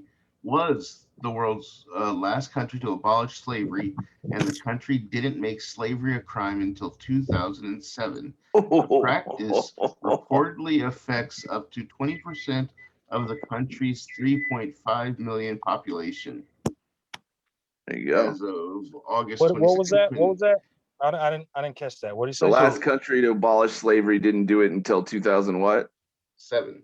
2007. Yeah, Goddamn. but see, that's okay, and that's fine. You probably still got other countries that still have slaves and other villages that own other people. Sure. Like That was we're happening not. in Africa, That's where it that's was the like thing. two That's different the thing. sects. I don't disagree with you. I even broaden the analogy that okay, there's generalizing and there's specifying. The question is, how did we do it? What did we do differently? We became America off of the backs of blacks. But that's what I'm saying is I don't think that's different than what I don't think that was original. There's been other countries. Now, I mean, maybe not off of blacks, but there's been other countries that have they went about built it their country on the backs of slaves. Right. We're not taking away from that. That's no problem. That's not the argument. Okay. That's not the thing, because we're asking a question of how do we progress? Well, we first have to identify our evil. And it's like I'm speaking the same language we all are, but it's not understood. Yeah. Okay. Well, maybe. Okay. You have to look at how we became who we are and the success of it. You have a country that just abolished slavery. Like what year was that, Victor? 2017 or some shit like that. 2007. Oh, this other country, 2007. 2007. Right. So what was it? Who owned who in that country? Well, it's Mauritania, which I believe is a country in Africa. Okay. So I believe it was certain Africans owning other Africans. Well, right, the continent of Africa is who are the slaves and who are the slave Well, I think masters per I se? believe it was just a like you can't own a person. I believe Mauritanian, yeah, like I said, it is African. So I believe there are some. I believe it was black people owning other black people, but also white people owning black people, and maybe owning white people. But it's just slavery as a ideology. Right. Okay. So it sounds like, and I don't have a computer in front of me to look up these uh, points or who owned who, but you can probably look it up and see who owned who. And Yeah, we yeah. are the one over time, collectively, this country, that yes, it is wrong to own another motherfucking person. That's exactly right. It's Right. at its Right. core, it's wrong. The thing is that we have come to so many different points of this to where, as a human black man and woman, you were a product Mm-hmm. by law. Mm-hmm. So Specifically. let me re-ask So- the question just to make sure that we're on, like we're asking it on the same page of what we're asking and answering, because I 100% agree with what you're saying. It's got to be unbelievable. I mean, it's about as deplorable a thing as you can do to somebody, and to be that person, I can't imagine. I mean, I can't. Obviously, I haven't been there, so I can try to put myself in that situation and imagine how it would feel. But I've been in really fucked up situations that aren't as bad as that I recognize that people who haven't experienced don't exactly know what that's like. You know what I mean? And so I recognize I've never been a slave. I'm not, nor am I the product. I have neither. None of us have. Right. None but of also, us have. I'm not, But when the I'm system thinking about the created people an adjustment and divide. right. And when I'm thinking about the Okay, people good. who were, they aren't my grandparents. You know what I mean? Like it's somewhat more removed from me than it would be from other people, right? But so I as best as I can sympathize with that and understand it as best as I can. But my only point is there are other countries who essentially went through that as well, right? And those, what they did to those people were just as deplorable, and the horrible shit that those people went through were just as horrible. And somehow those countries have much more than we have healed some of those scars and moved further away from it than we have. And what is it that they've done to accomplish that? Because Well, I do think it's what are we? proximity. The almighty dollar, seem, bro. The almighty dollar. I don't know that a a lot of countries have done that. No, like I you're don't. right. But I don't think a lot of You gotta them realize do. we need our money. Yeah. Yeah. Look, hey, I mean, look, if we had it, I'd say give it to you. I mean, it No, is no, cool. no, no. I'm talking about America, the country itself. Like, it's a profit. It's like the whole thing was for profit. Yeah. Right. Not like, Yeah. I'm not saying we need our money. Like, I need my money. No, I'm saying like the country itself. Slavery was a profit. Yeah. Yeah. Sure. Yeah. Free labor. Right. Yeah. Well, That's where you get the prison system from. Yeah. After the 13th Amendment or one of them shits. My brain is off. I'm eating McDonald's fries and the salt's going. No, there were certainly fucking up my blood pressure. No.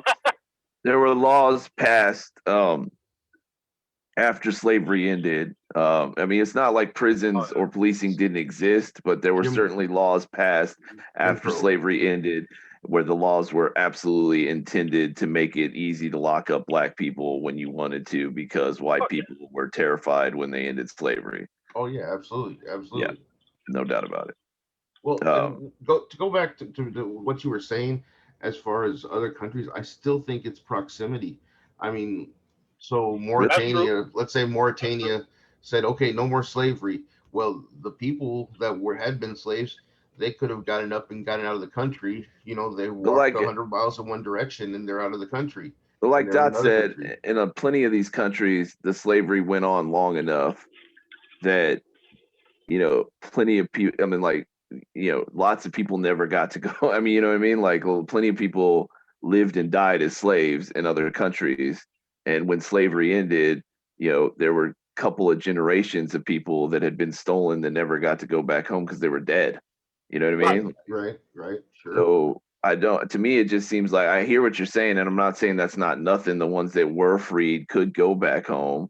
I mean, in this case, I don't think, I don't know. I don't want to speak out of turn here, but I think a lot of people didn't go back to Africa out of choice. You know what I mean? Like it wasn't that some of them maybe wanted to go back and felt stuck. A lot of people, well, they no longer. didn't. That's one of the big things, and that's what's so terrible Well, how do you go back about to it. somewhere you don't know where you're from? Agreed. I'm not knocking them for making that choice. That's a part of it. We destroyed their connection. 100%, 100% agree with you. I'm just saying, then how does that factor into why it's a bigger issue now than it would be for people that were close and didn't want to go back? You know what I mean? Like, they knew where they came from. They were not offering an Uber back at that point in time. I'm pretty sure. No, I still believe they knew where they came from. You were a slave. I still believe. I don't think that slaves here did not know where they came from. Oh, I do. I guarantee you, they knew they came from Africa, but they didn't come from like what tribe. So you're saying, but okay, I'm sorry, but like if you take somebody 50 miles away, why would that make them be able to be more aware of the specific? Well, especially because like right now, well, not right now, but more recently, there was sects in Africa that were fighting. There was, I don't know the names of the sects, but they were, let's call them Sect A and Sect B. Sect A was the ones in power, and they made slaves of Sect B, and they did it for multiple years. Well, then when it came apart and they abolished it, there was still Sect B. They still had villages out near there. So they got out of slavery and they went back to the Sect B villages. Right, but there's plenty of examples where that's not the case, where they're not dealing with what we're dealing with. So it would seem like you also have to look at the surrounding areas, though. Cuba, Puerto Rico, colonized islands. So like not everybody just their heritage. Right. But my argument, my point would be, if the one distinguishing difference between all the countries that have moved further past this than we have is that it was how far away it was, then why is it that in other countries where they also took people really far away, they've moved further past it than we have? But not because we needed to hold on to it because it's how it was. You got to realize, man, the rules of this country flourished because of it. Sure, but that's all. But you know what I'm saying? It's like, this is my signature not unique sauce. Here. Right, it's but that's also not unique to the United States. Right, but there's I think other countries that were totally 100% built on the back of slaves. But I think it's the magnitude. Right. It's the magnitude because we Walmarted this bitch. Yeah, we Costco this bitch. We didn't mom and pop it. Yeah, we didn't just take from Sect B. We took from Sect A through Z, and then we mixed them up and completely destroyed any connection they had to their heritage. So even if they went back to Africa, they wouldn't know where the hell to go. You know, they wouldn't. If they even came but from again, Africa. I don't think that's unique to us. I mean, there's other countries. But that's why I think it's the magnitude. I mean, how many slaves did we own versus other countries? I get you. Yeah, I think that Adam's not understanding that we're talking about how we season our chicken. This is how we. How you say? It's not that I don't understand the magnitude of it or how many people it were or how far we took them away. What I'm saying is, I don't think that's unique to our country. I think throughout time, there's been other examples of those exact things. Not at that size. Yeah, but we're talking about. You can't talk about how does America do this? How does America do that? And then refer, it's been going on since a long time. It's dismissive. No, Let's that's not focus what I'm on saying. this.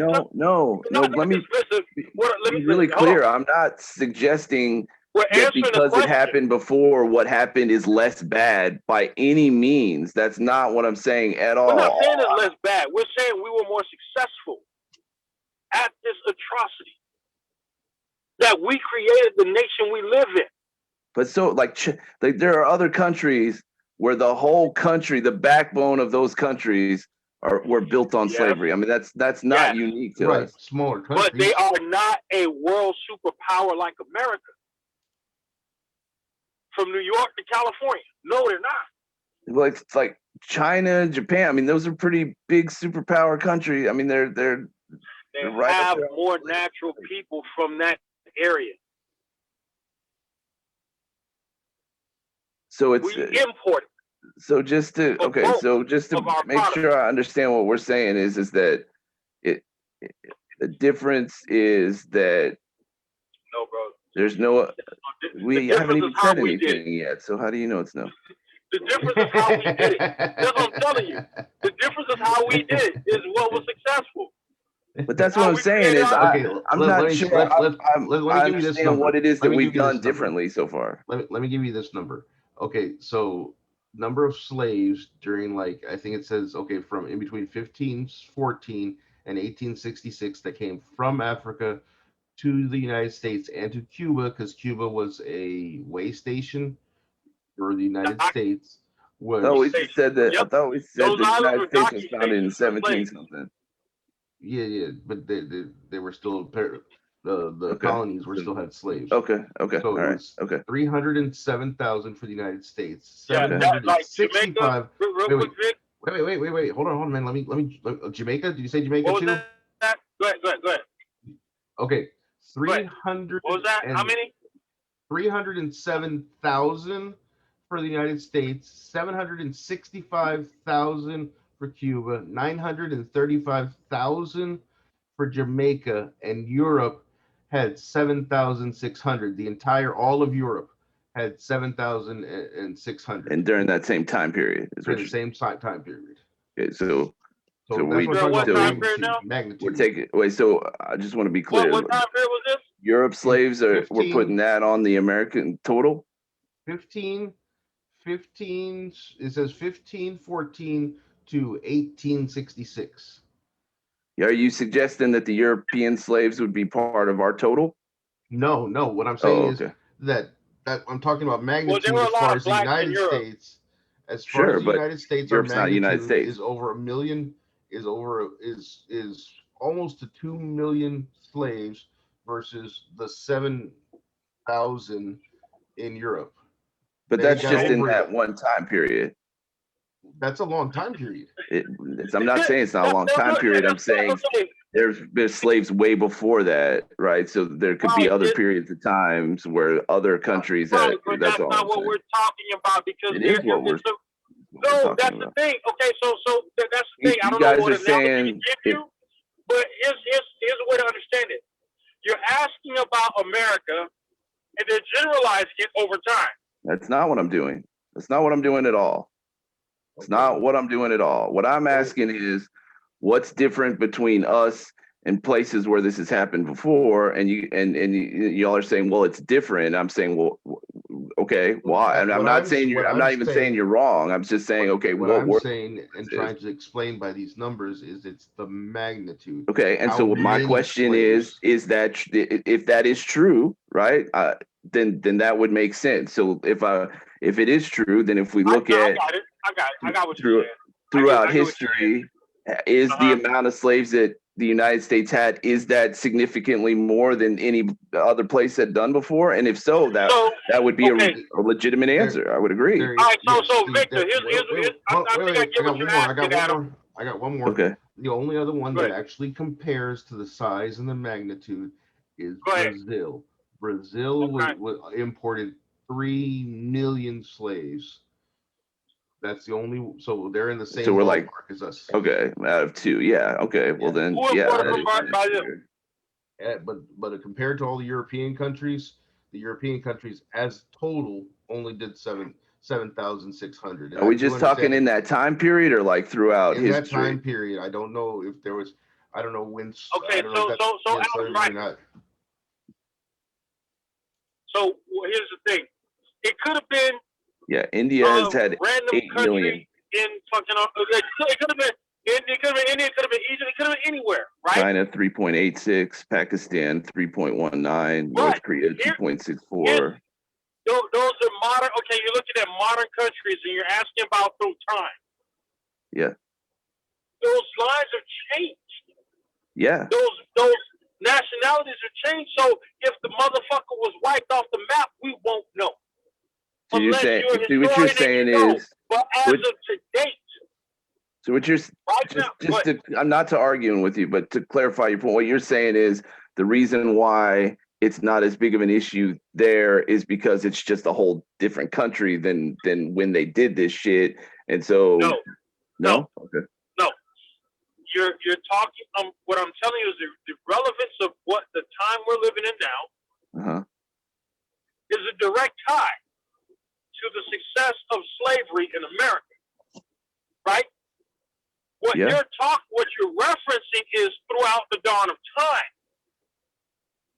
Has Okay. nothing to do with the success of this country's formation. But it It did have. There could have been. Okay, so let me give you an example. There could have been a fucking the success of those countries. America-sized, successful, quality country in on the continent of Africa at one point in time. Like it could have been through Ethiopia, could have been through somewhere in the Congo. I don't know. There could have been a country in Africa that was a superpower on the continent of Africa. There could have been a country on the continent of fucking Russia, Europe, the northern. India's a It could have pretty been anywhere. big, successful country, It right? could have been anywhere. Where India? Yeah. That's Asia. China's big. These India's a part of the continent of Asia. So, but what are we talking about? India? What are we? What I don't know. I don't. That's what I'm trying to say. I'm India trying to had bring 8 relevance. India had 8 million slaves, and their country was built on the back of slavery, just like ours was. Are you sure? I don't know. I don't Right. know. I'm asking. I'm asking. Wait. I'm asking a question. Area. Yeah, I'm asking a question. Were they black slaves? Well, what you think if they weren't black, it wasn't just as hard? I don't understand why that would matter. It's not. That's the point. But if right they were, there. if That they point were right Indians, there. No, that's the point right there. Okay. I'm almost certain that there were some black slaves because that's where you have the sub-Saharan slave trade. Okay, let's And find then you out. have the transcontinental slave trade. right? Okay. So But some of those slaves in India were black. But Okay. what you just said didn't matter. That's the point. America, Yeah. the country we're talking about. Yeah. No, I don't think you understand what I'm saying. I'm not saying black people don't matter. I'm saying that. I didn't say it didn't. We're talking about slavery and who was successful. Right. And you mentioned India as a big country. Let's go back to what the original. Let's go back to what the original question was, which is, in other countries who also had slavery, right, and went through the same thing. They've how have they grown and moved past it more than we have, and so. And then the argument was, well, it's because what happened there wasn't what happened here because it wasn't as many, and the country wasn't built on the back of slaves, and there were as many, and those countries were built on the backs of slaves. Well, and I would argue the fact that their skin isn't black doesn't. Those people that were slaves became no longer slaves. Now, maybe those people left that country. That would make it a whole lot easier. If the people that got hurt weren't there with the people that hurt them, that would make a huge difference. I don't know that information. The only reason I asked if they were black or if they were not black is because if they were not black, if they happened to be Indian of different servitudes or different types, they would be easier for them to fit back into the population. That's true. Yeah, I agree. That would make a huge difference. I agree. Thank you. But that part right there. You can't do that in the country that created the slave. Like Who you created? can't blame We didn't kids. create the slave though. Yeah, we didn't create. No, slavery. not the slave, but what I'm saying is the created country, you can't blend back in. You're gonna stand out as like, okay. Oh, right. No, you're right. Absolutely. Absolutely. I agree with that. I don't know the answer to the question, but I agree with what Victor's saying. If they were all Indians and then slavery, I 100% agree. If they look like everybody else does, that would make it a whole different situation than what we have here and would make it. And the same Yeah, thing would be I with agree China. with The that. same thing would be with China. If they were Chinese, like, yeah, agreed. If it were in Africa, the same thing that would be with Africa. You would just be able to know by looking at the features and No, you're right. how okay. But in America, that is not the option because you can look at the person and know this is an import. Your family is an import. It would make a huge difference. You're absolutely right. You don't have to convince me. I mean, it would make a big that's, difference. That's the answer to that's the answer to your question. So, okay, but I don't know that we're the only country who imported slaves that didn't look like us. And look, my argument here. Let's be really clear here, because and look, these are tough conversations to have. I'm glad we're having it and everybody's handling it well. But I just want to be clear here. My point is not that what we did wasn't bad or to sugarcoat what happened here. My only point to all of this is to find out, is there other countries who have experienced, and it's never going to be exactly the same, right? But roughly the same thing we experience, that have somehow figured out something that we haven't yet figured out that might help us move forward, right? Which is what I would like to see in a positive way. The other thing is, maybe you find out that they went through the same exact shit and they basically just told people that suffer to go fuck themselves, and that would not be a good solution, even if it worked, right? That would suck. That actually took place in a lot of African countries. I'm sure it did. They actually they banned slavery and then they killed all the slaves. There have been places like in Africa during apartheid, right, where people were the word fucking each other up and killing each other and torturing each other. And the countries the different sides came together and had courts where people who had done pretty heinous ass shit had to go in front of the people that they did it to and admit to all the horrible shit that they did.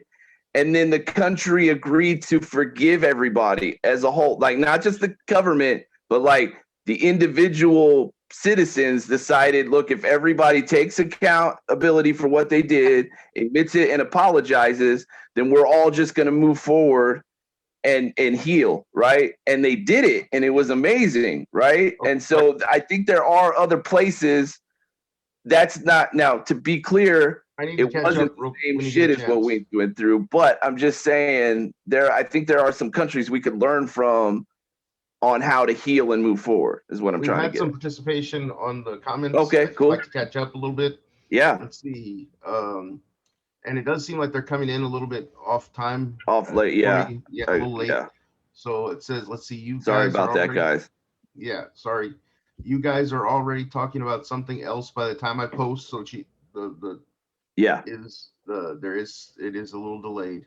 We'll try to figure out where we were based on what you posted.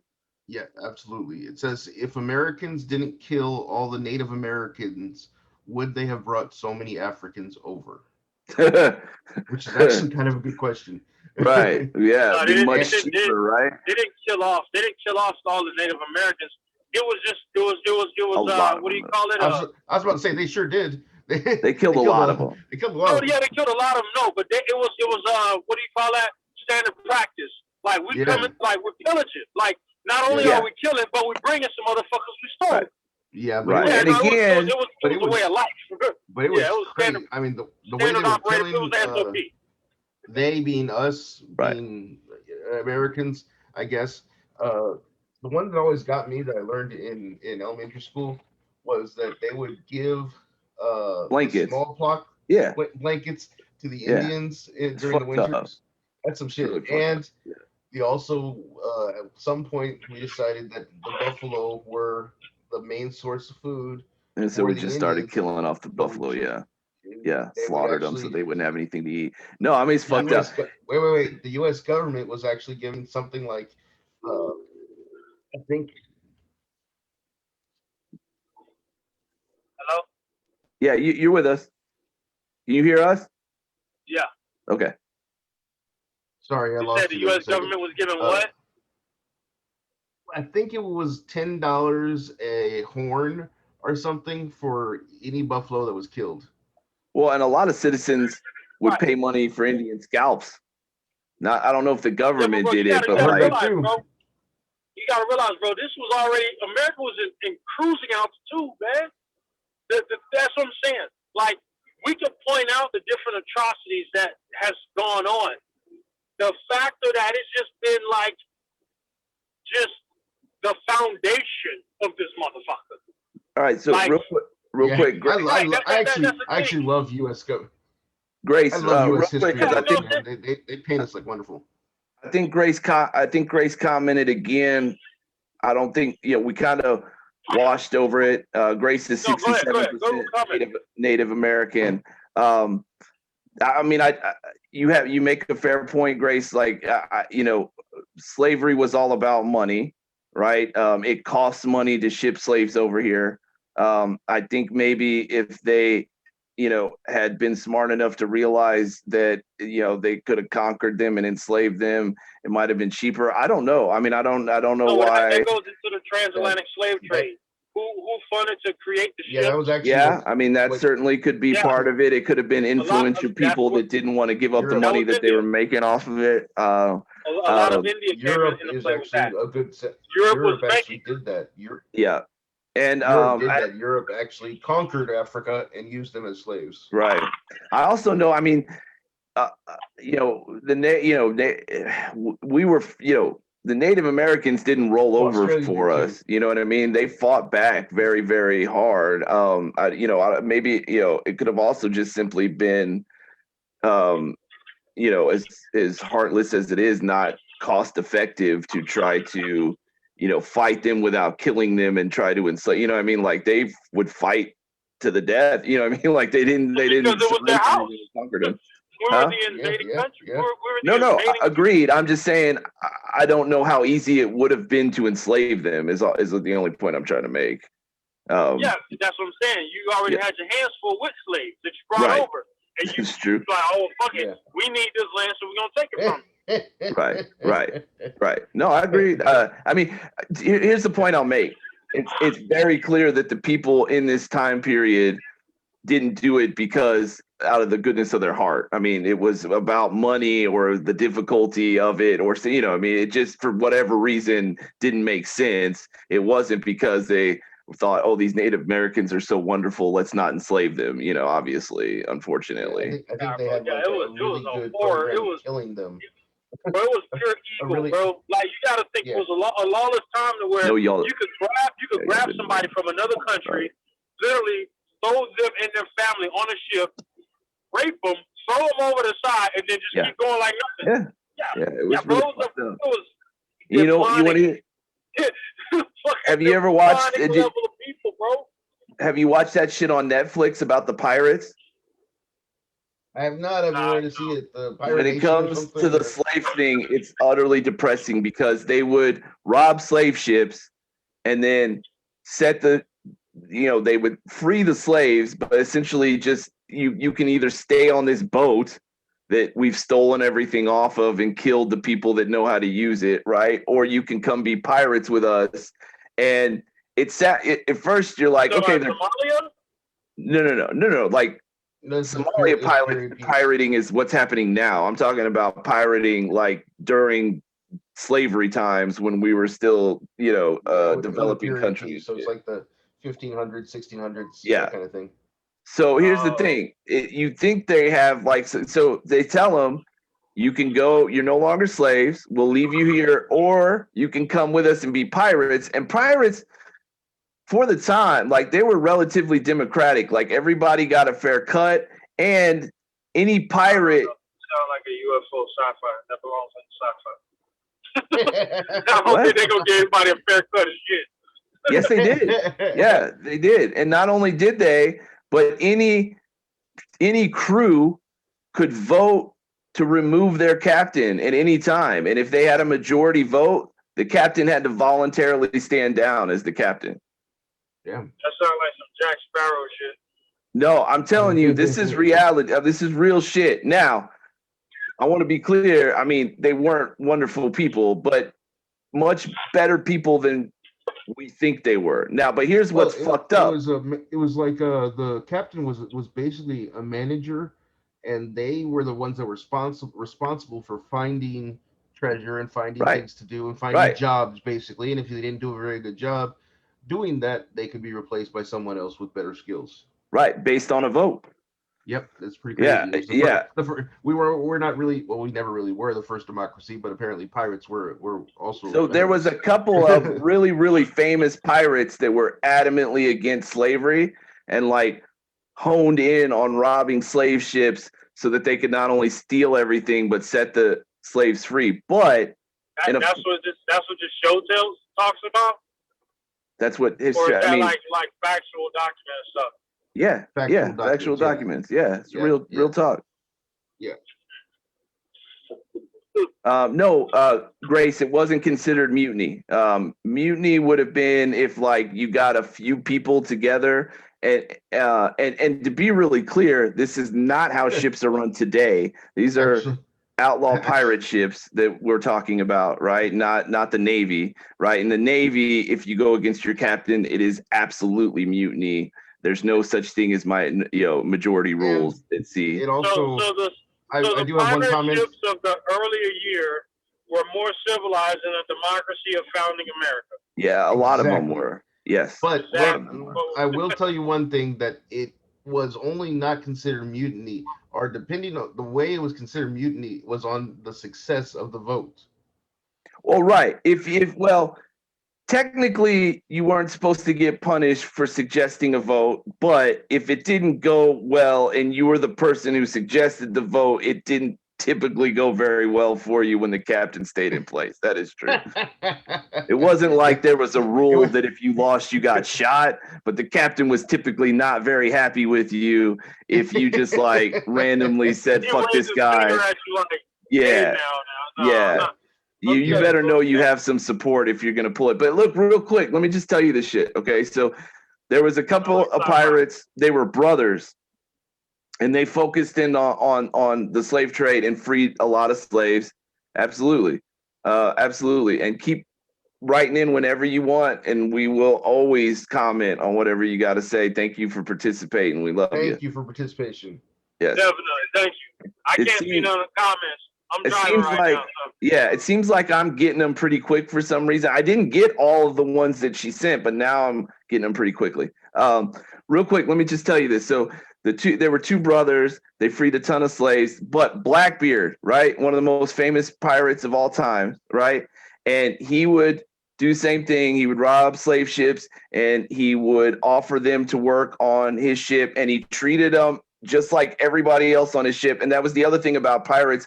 The ones that would take on slaves as crew, like the black people, did not get treated any differently than any other part of the crew did. They were like equal. Nobody fucked with them on their ship or anywhere else. Did you hear anything about Blackbeard actually being black? He's not black. He was not black, and you're not going to be happy about the end of the story. So I'm not. I don't care. I don't. No, care. I'm asking. I don't No, know. he I wasn't. heard something along those lines about it. Actually, was a myth, but it was altered, and that was, I don't know. It was. No, he was. It wasn't Blackbeard. Blackbeard was white. He had a big black beard, and he would like Santa Claus. He would braid cannon cannon fuses into his beard, and like when they would come aboard the ship, or when he was having a meeting with somebody that he wanted to intimidate, he'd light the fuses on fire so that there would be like fire and smoke coming off of his face to make him look scarier and crazier. And that's when he became Blackbeard. He also, they're pretty sure, had syphilis towards the end of his life, which made him crazier. What? What'd you say, His Doc? hair didn't burn when he let the fuse? No, I don't. Did No. his hair not burn? Like, I mean, I'm sure some of it Like, did, I mean- but he never like caught on fire or so anything. Michael Jackson caught a nice little burn with Yeah. that Pepsi fiasco. Well, yeah, he Pretty didn't sure- have. lot of- He had a didn't lot of have the product. drip drip in the beard. You know what I mean? Like that shit's pretty flammable. He and had quite a bit of that product. gunpowder is Yeah. a motherfucker. No, well, and it wasn't. I mean, it was just the fuse, which does burn quickly. But I mean, most people. I don't know. I don't know if he must have He like wasn't done as something famous. to Fucking the. with you, bro. No, He I wasn't know. as famous as the Dread Pirate Robert. So hear this though. So Blackbeard would free the slaves, and he had a black guy working for him that was like, he wasn't like his left hand man, but he was like, they were pretty tight, right? He was pretty high up on in this dude's organization, right? And they were like relatively close. And then what happened was they started cutting down on pirating and like arresting him and hanging him and shit. And he didn't want to go to jail, so he made a deal with some fucking plantation owners in Georgia that was like the governor at the time. I don't know, or he had pull in the state of Georgia, and they hired him as a pirateer, right? Which is a legal pirate, right? That's where what the years were these? What years were these? I mean, it was only a couple of years before he died. So I mean, look up what year Blackbeard died. I can't. I'll take your word for it. Yeah, what now? I'll take I'm your looking word it for up. He's driving. He's driving. I can't hear. I'm trying to look it up right now. I'm reading my reception's probably better. Oh, okay. I have a bachelor. 1700s, early 1700s. Sounds good. And so Blackbeard doesn't want to get arrested. He doesn't want to give up his loot, and he wouldn't mind continuing to be a pirate, right? So he makes a deal with this. I think it was Georgia. It was like Georgia or South Carolina, one of those shithole states, right? And they hire him as the pirateer and give him clemency against any crimes he's already committed. Awesome. And then, it is awesome, except in order to do that, he turned over all the black people that were already part of the crew, and then started robbing slave ships and bringing them to Georgia so that they got the slaves for free instead of having to pay for them. Well, we'll say it's the syphilis had already started to set in at this Yeah. point. Yeah, and it definitely had.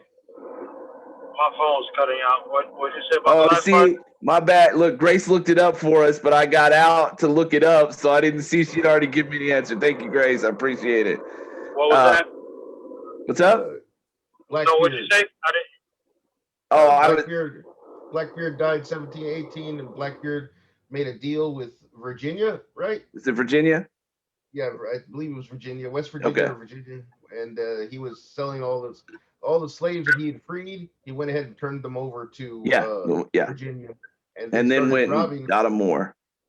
and would get them more slaves. So after his great humanitarian run, the syphilis started in, and he became a slaver.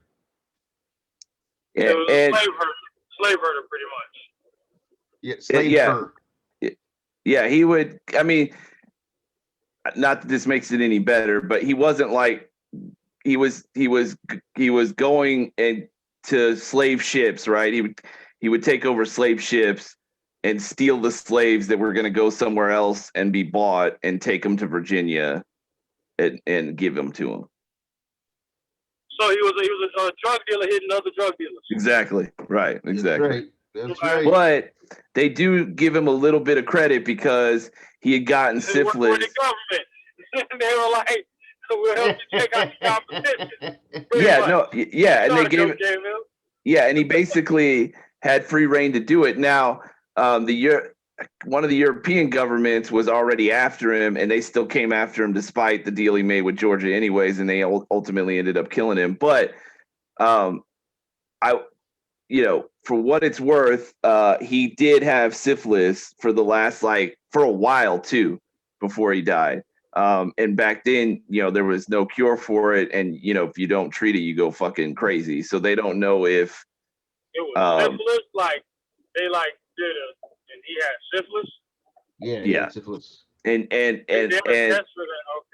Okay, I don't know. And what they would do, and he had gotten the treatment a few times to try to get rid of it. He got a COVID vaccine. Yeah, no. They would take. You said no. That's because you ain't heard what the treatment is yet. That's the big part of the story, is that they would take a syringe, and mind you, like the gauge of the syringes back then, I mean, you're talking about a pretty big fucking needle, right? And they would shove it up your fucking hole and then inject your bladder with mercury to try to kill the syphilis. And that was the current treatment for fucking syphilis at the time. Well, I mean, you just have to kill me. That's what I'm saying. Just take me out. It's not worth it. That's it. That fucked up. Oh, Jesus. I think they were anyways with the guy. I imagine I don't. Yeah, I mean, if anybody wants to really quickly pick, tell us what they were going to talk about. Obviously, we got on a rant, but it was a good one. I think. I feel good about it. Talk about Blackbeard. Yeah. Oh, good. Well, shit. Yeah, we're done. Got that in. Dot, was there something you were going to bring up? Do you have a topic? Oh no, man. Just I enjoy the conversation. Good. I mean, you know me, bro. I'm always with the flat Earth shits. Yeah. Hey, we can debate that all day. I actually did have things that I and maybe we can talk about it at another time. But sure. I did run into a couple of things this week that I thought were kind of interesting. Georgia, of course, is in the news lately for passing the whatever laws to make it harder to vote. Laws to make it harder to vote, and the MLB and other agencies have started pulling out their events with Georgia and moving them to different countries or different states, and I think it's the MLB is doing what now? It's not just them.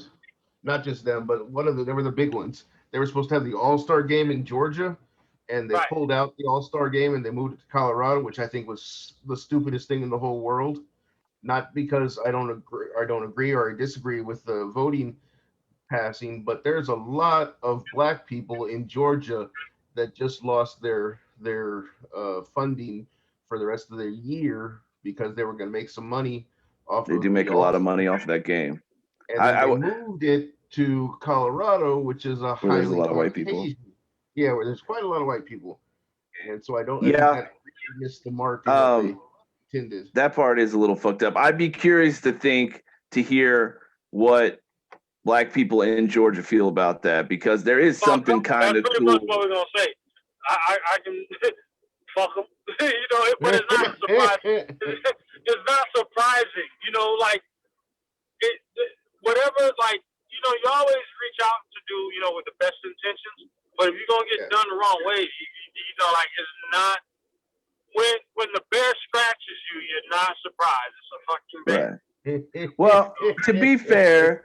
Right. To be fair, I don't disagree with what you're saying as to whether or not it was a good idea or not. But to be fair, these are big organizations that are doing things that they've never done before to show how upset they are with some really fucked up shit that's happening. And you want to know why? Because they don't want to lose the black dollar. Yeah, and it also is a little bit suspicious that they're doing it after the vote was cast, and now it happened pretty quickly. That should happen. They don't want to lose that. I would disagree. It was a public opinion thing. It only got hot after it passed. If the public opinion had been earlier, it also happened really quickly. There wasn't a huge lead up to them passing the law and getting the bill changed. The Republicans put it on the floor really quickly and got it passed. And it was not something a lot of people were expecting to happen. And so I don't know that you can hold the MLB responsible for not knowing a year ago that they needed to do stuff to try to keep it from happening. You know what I'm saying? You might be right. Look, I think it's smart to be suspicious about stuff. And of course it's gonna, I mean, it's a business, so obviously it's gonna have to do with the fact that they're wanting to support a base of fans that they don't want to lose money from. But still, even then, it's pretty unprecedented that somebody like that, an organization like that, is gonna give spend a lot of money to make a change to protest something like that. And it's not just the MLB. There's a lot of places that are starting to say, and Bro, places the MLB has no salary cap. And They still not have that, right? All-Star, MLB does not. I don't believe And the most of MLB these has organizations are nonprofit. And most of them are nonprofit, bro. So they're 501c3s. That money could come in. MLB? Money ain't a the problem. MLB is not a nonprofit. I don't. How could they put nobody would Is give them it? a Check nonprofit it. status. I don't have access. I know the so NFL our is. All-Star, The NFL is. NFL is a nonprofit. I've never heard of that before. Wait. Fuck yeah, Our bro. Why All-Star you know it's commenter, donating time and shit? Yeah. our All-Star Most of them commenter, leases. Grace, says 47 states are introducing bills that would make it harder to vote, yeah. according to CNN. Right. Texas has 49 bills. Yeah. Right. I mean, it's the There you go, Republicans realizing that there's a really good chance that if they just allow people to vote, they're not going to end up having a whole lot of power anymore, and they're not very happy about that. And the fact that the majority of the American public doesn't want them to have power doesn't really factor that much into their opinion as to whether they should have it or not. They've had it for a long time. They enjoy having it. They enjoy being able to, set the rules and handle shit the way they want to. And we're slowly taking that away from them. And they're realizing that it's not impossible that they could win some of that shit back legitimately, but it's going to be hard to do it. And it's going to get harder and harder and harder. I mean, minority groups are growing every year. It's been a trend that we've seen happening while they've maintained power for a long time. The gap between votes to, overturn the House and the Senate and presidential elections have been lowering every year between Republicans and Democrats. And I think it's pretty obvious that if they don't cheat, it's going to be hard for them to win, which is why that's exactly what they're fucking doing. I mean, it's pretty fucking obvious. And to Grace, for what it's worth, they're not going to pass in 49 states because there's plenty of states that have the votes to keep this shit from happening, and they will. But it will pass in a decent amount of them, and it doesn't take 49 states. I mean, if they can get back 10 seats, then that's a lot of power. They have the ability now to veto everything that the president wants to do. It's some scary shit, and that's what I'm saying is, I'm not saying that what the MLB is doing is completely altruistic. You know what I mean? I'm sure that, their money is part of what they're thinking about, but it's not just them that's doing it. There's a lot of companies that the decisions that they're making aren't making them more money, right? There are companies that are giving up contracts that they would make money off of in order to, put support behind the fact that, this is bullshit and they shouldn't be doing it. One of the other things I also had kind of wanted to Grace says mention, MLB is not tax exempt. Thank you, Grace. Thank you, Grace. One of the other things I wanted to mention was that this week, because of the census, Texas got 2 more representative seats. Nice. So we went from 36 to 38, I believe. We're getting closer to California, who has 52 currently. Now we just need to get some people in office that don't have their heads up their asses. Yeah, and also, wait till you hear this one, of course, the people in power are... I get a call came in and dropped me out. No, that's fine. The people that are in charge of placing those seats and drawing the lines are Republicans. Right, exactly. That's what I'm saying. And last thing is that I thought was really interesting, and it's just something, I didn't there's really a discussion about it. I just thought it was a neat kind of thing that I heard, was Germany. You know how citizenship in the United States is by birth or by naturalization. Germany does not do either one. Germany does their citizenship by lineage. So if your parent is German, then you are German. They do not do naturalization. They do not do anything else. The only way to become a German citizen is to have a German parent. Okay.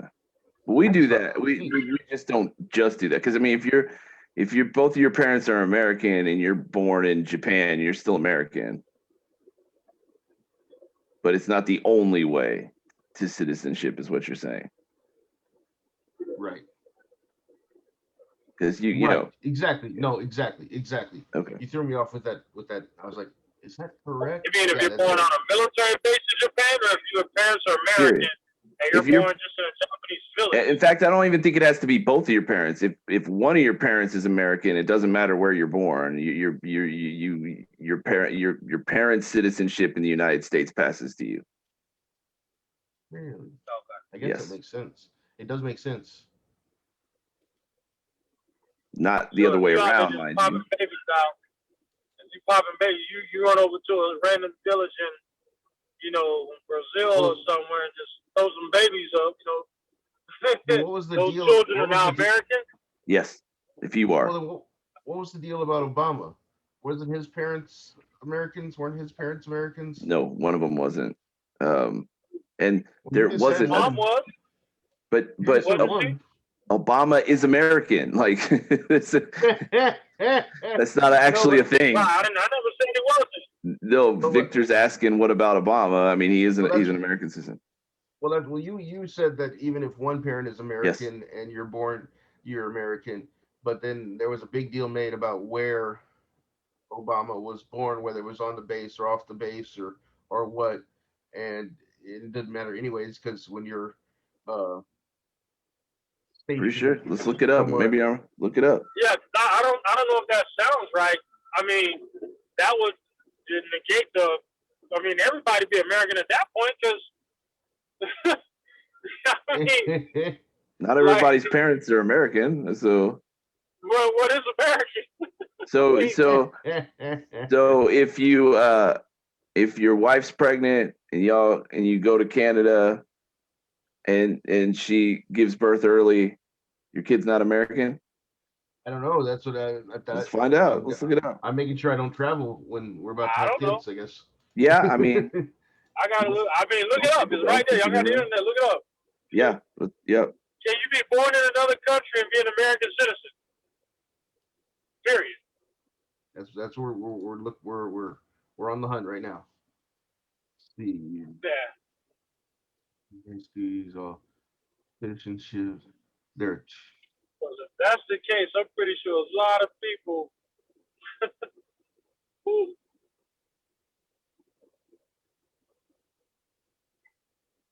Okay, so it says there are two primary sources of citizenship in which a person is birthright citizenship. If you were if you were born to parents, I was getting to it. This is right to the point. At least one who was a U.S. citizen at the time of your birth, you automatically gain U.S. citizenship. Nice. That's what it says. Yep. Like on the site or website. Okay. So being on a military base don't even matter. Nope. You do have to, if you weren't born there, you have to like fill out some paperwork or some shit. But if you're one of your parents is a U.S. citizen, then that's what all it takes when you fill, for them to approve it. But his middle name was Hussein. Exactly. Come on now. Exactly. All right, Grace is commenting again. Did you catch all that? Look, let me see. Let's see. When I go to look stuff up, I miss everything. Me too. That's the way I'm too. I'm it also. Says as long as they're not like Ted Cruz. I think that she's talking about the extra seats that we're gonna get. Amen, sister. And then anchor babies too. Well, see, that's the thing. Anchor babies isn't really a thing. So you don't get citizenship for having a kid in the United States. The kid, it kind of does. It kind of does, because when you have a citizen that is born, they need someone to take care of them. and so the baby is a U.S. citizen, and the parents are usually allowed to stay but not. because they're not citizens. You're right, they're not citizens, but they're allowed to And stay because somebody needs to take care of our right, U.S. they're citizens. allowed to stay is the key words there, because Right. when Trump was in office, we chose not to let them stay.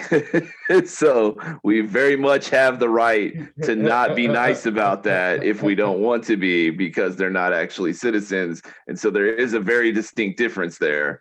Most of But the wasn't that time, something that Obama put in place though? no, No, it's it's always for a been long that time. way. That's always been the law. And Oh, then it's been up it was to just kind of, enforced. right. Right. Right, Trump just right. chose to enforce it. Exactly. So yeah. So he had, to be fair, he didn't create the law.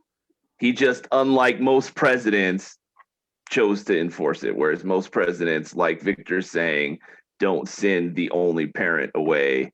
And so what happens is then you're left with the decision of trying to find somebody else to raise your kids so that they can stay in the United States, or take them to the country you were trying to get away from in the first place so you can stay with them. Both really fucked up choices for somebody to have to make. Right. Absolutely. It's like going for a job and they're like, well, lunch is only 30 minutes, but That's great. management before used to let us take 45 minutes. Well, your lunch is only 30 minutes, so that's what I'm paying you for. And if you're late, then I'm gonna write you up. And if you get too many write-ups, your ass is fired. So you know the rules. It just I that don't know new how that management came in and enforced the rules, right? There's a loose connection there, but yeah. Yes. I mean, yes. Like, Okay. okay, here's a really good So example of nobody it. likes the new manager, huh? Right. I'll give you the old manager. I'll give you a closer example of it. A friend of mine was on. President Business is in office now, so it's 45 minutes lunch for everybody. Right. Yes. Hey man, look. I mean, you know, obviously, smart people can just. Dude's been doing some shit, man. You might not think he's the best president ever, but he's been getting some shit done. Business? Biden's been doing pretty damn good, man. Hey, I don't mind President Business. I'm waiting for Taco Tuesday. Yeah.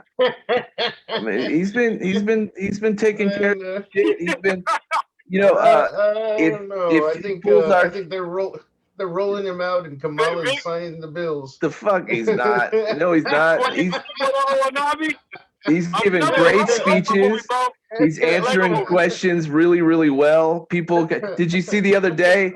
The other day he was giving a speech, and somebody in the crowd kept screaming, right? And he didn't like say take him away. He didn't try to tell. He just like yeah, and kept, and he was just listening to the guy, and it kept going. Finally he goes, man, I totally agree with you. Okay, I just got here. Can you give me? Fuck, man. You gonna interrupt me while I'm saying the shit he's saying? Like, fuck, that was the whole point of the thing. He's playing the part of the Hitler. I'm having in and out. I'm driving. So my bad. Go ahead, bro. Nah. So Biden like plays it cool the whole time while the guy's interrupting his speech, which is not, regardless of what they don't normally put up with that shit. Normally they get them out of there pretty quickly when they're actually interrupting a presidential speech, because you're not supposed to do that shit.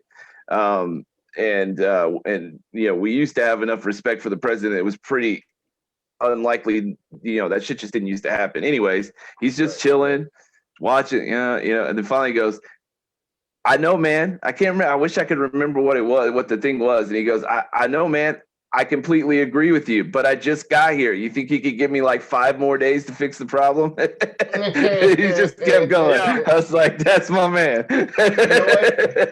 You know what? Yeah, those guys are great with words, man.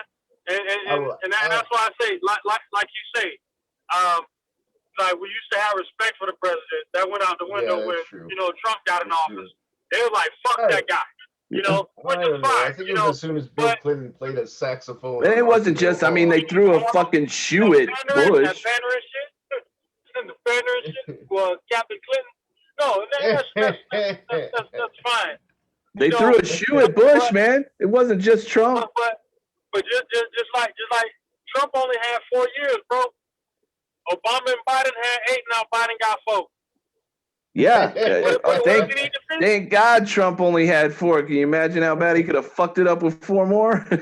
Okay, so I mean, wait. What was even done? What was I even want to done in give 8? props. I want to give props. All right, I want to give props to President Biden. He gave a great, good speech in front of Even with the heckler. Congress, Yeah. even with the heckler, and even more impressive was you could barely even see Kamala's lips move. I believe she even drank some water at the same time. Yeah. Queen whatever Wanabe? Yeah. It's like that's like the dumbass shit that like what's the radio guy that died? That's like some dumbass shit he would say that doesn't like mean anything, but just makes him sound like he's being run by. Let me make Everybody's praising Biden's Apple update. let me make a better point. Let me make a better point. If he keeps kicking ass and taking names, I don't give a shit if she's got his hand up his ass. Just keep doing what y'all are doing and get shit done. You know what I'm saying? I believe his updates are just got in. Huh? he just got updated. He finished his updates. You know, if he actually pulls out in September, which he announced he's going to do at the State of the Union, which I don't think any president prior to him, they've said they're going to do it. None of them have made it part of their State of the Union speech. And that's significant because making it a part of your speech and not doing it can be a death blow to a presidency. So he's obviously pretty serious about the idea that he's going to do it. And, you know, there's been... To do what now? I didn't hear you. I had to drop a signal. I'm sorry. What is he going to do? In the war in Afghanistan. Pull him out of Afghanistan? Yeah, in September. Okay. Which both, and no one else is starting to pull troops out of Afghanistan? No, they both said they were going to. Both Trump and Obama both said that that's exactly what they were going to do. They just didn't do it. I'm pretty sure it was 4 presidents have said it. Well, Bush was the one prior to Obama, and he was the one that sent them there. So it couldn't have been prior to him. No, actually, that's what I'm saying. I believe he actually said he was going to pull it. Oh, well, okay. That'd be 3. Oh, you're saying 4, including Biden? Yes, there you go. Got you. Okay. He's that might be true. President. Yeah, that might be true. But that's what I'm saying is... So Bush put him in there. Bush put him in there. Right. Obama let him chill there. Yep. For 8 years. Trump let him chill there for 4. Mm-hmm. And Biden says taking him out within a year. Yeah, I mean, by the date he's giving, he'll have been in office less than a year by the time he pulls him out, right? Right. So I wish he did that in those 8 years. I mean, before Trump went in. I mean, or was that not a thing? Is Vice? No. Wait, in 8 years? What you wish? Who would have done what in 8 years? I mean, you know, you could have wished like how Kamala can talk, how Queen, whatever, we're not going to be able to talk. Right, which makes for good comic relief, right? But the fact of the matter is, we hold her accountable for talking to the president. Well, we don't though. That's a. Did the same thing. I think he could have did the same thing with Obama, right? That's a real stretch now. You realize that, right? You're taking a bad joke by Victor and stretching it into the idea that the vice president actually can make the president do something because of a joke Victor made. Not make, just fucking talk. Hey, bro, hey, why don't we get these people up out of there? Yeah, I mean, they very close. Right. They did. They did have those conversations, Obama and Trump. Obama just like sit the fuck down and dribble or some shit. Is that what I think it comes down to realizing that the job of the president is more complicated than just doing what you want to do whenever the fuck you want to do it. I think. So it applies to him now, and he's like, it's not that complicated. I'm going to do it within a year. Do you really want to know the answer, or do you just want to keep saying it sarcastically, like you're making a point? I like either one. Actually, I'm a fan of either one. So here's the deal: the reason we haven't done it yet is because everybody knows the second we leave, it's going to be a shit show, and it's going to be really fucking bad. And none of the presidents so far have been willing to do that and take the heat when it comes after doing it. What Biden is saying is, is going to be a shit show. It's going to be a bloodbath, but it's going to be a bloodbath whether we do it now or 40 fucking years from now. And if we're going to have to deal with it either way, I'd rather not be at war for 40 fucking years and end up with the exact same situation at the end. Okay. So that's how he's pitching it. President Business is pitching Taco Tuesday in September that way, huh? Okay. And Queen, whatever would not be got his back, huh? What doesn't work out? No one else thought of this. Right. Wakanda forever, brother. So make a more solid point. What is it that you think he's not doing that he should be doing about Afghanistan? Like, should he stay? You're saying he should stay? I'm not of the opinion we shouldn't have been there in the first place. Well, Right. you can't blame him for that. We gotta mind our business. Yeah, that's true. Yeah, No, we can. that's Yeah, what I'm we saying. can. Mind But, your business. I think Afghanistan, there was I don't know, whether we should have gone or not, there was a legitimate reason to go. Whether it was the smart decision, maybe not. You decided that there wasn't really a legitimate reason to go. No, that was Not 100% sure. That's Is that Iraq. what it was? It was Iraq. It was Right. Iraq. That was Iraq. So Afghanistan there were definitely was the country that was in keeping the terrorists that were actively attacking us on a regular basis, including 9/11, right? So And we used to sell guns to originally. yes, which is when people are on your side and want to fight your enemy, it's not unusual for you to say, yes, let's go fight our enemy together. Right. So we know what we're doing. And then 10 until they years turn later, the guns on us. the enemy I mean, that's Right. life. You don't know what's you can't predict the future. There wasn't any reason to believe that was going to happen at the time, but that certainly doesn't mean it won't, or that it hasn't happened in the past. But So there were about Probably because of 50,000 how- people that said, "Don't probably get in that because of how area." we operate. what's that? You know, it's probably because of how we operate. We wouldn't Well- expect that because we're used to just pandering out money and shit to people and not thinking that we could just pay people off and do it this way when we're how what's it called, the Trump card of the double cross. And then So it happened to us. what you're what you're inferring is that when we were fighting Russia, I just said what I said. right? Okay, so let's take that further, because what you're saying is that what we did was pay people that we should have been able to predict were going to follow a crazy guy who decided because he didn't like our religious beliefs and the fact that we had choices Nah, that man. what? Not we should have known and shoulda, coulda, woulda, and a crazy guy be able to. Hey, that's. I mean, it's not people like actually this have was. jobs for. This was That's what they not have like. jobs for. That's what we And have religious jobs for. belief- What does that mean? No, I'm saying that's what. There are people that have jobs to look into shit like that. That's what I mean to Right. say. Like, right? But the people that have those jobs don't have the Right. ability to predict Osama bin Laden. That's not like the natural order of shit, is my point. You don't say, you know what could happen? Some rich Afghani guy could start to hate our country and with a bunch of money plan some crazy attack that we've never seen before and take down two of our. I'm like, that's hard to just think might happen. I do believe they're actually paid to do that, though. Yes. I think that's like one of the things that they have to think about. Possibly, like, could this end up bad? What are the worst case scenarios? You're right. That is the stuff that they're paid to, but the standard that you're setting would mean we could never do anything ever. Because if you're saying that if even the craziest possibility could be true, we better not do anything. The craziest possibility could always be true. It's just not normally what happens. Like, that could be the scenario for any, like, send aid, don't send aid. Both of those things could lead to that shit. So you have to do one, because if you don't send it, you're not sending it. You can't just not do anything. Even when you don't do shit, you're doing shit, right? You have to. Correlation of the willing, son. Huh? What? Correlation of the willing. Coalition of the. Coalition of the- We were Hey, like. we were. There's some numbers to help you out here. Do you know what we paid them to do? By the way, Adam, there's some Stankonia, numbers that help you out here. no.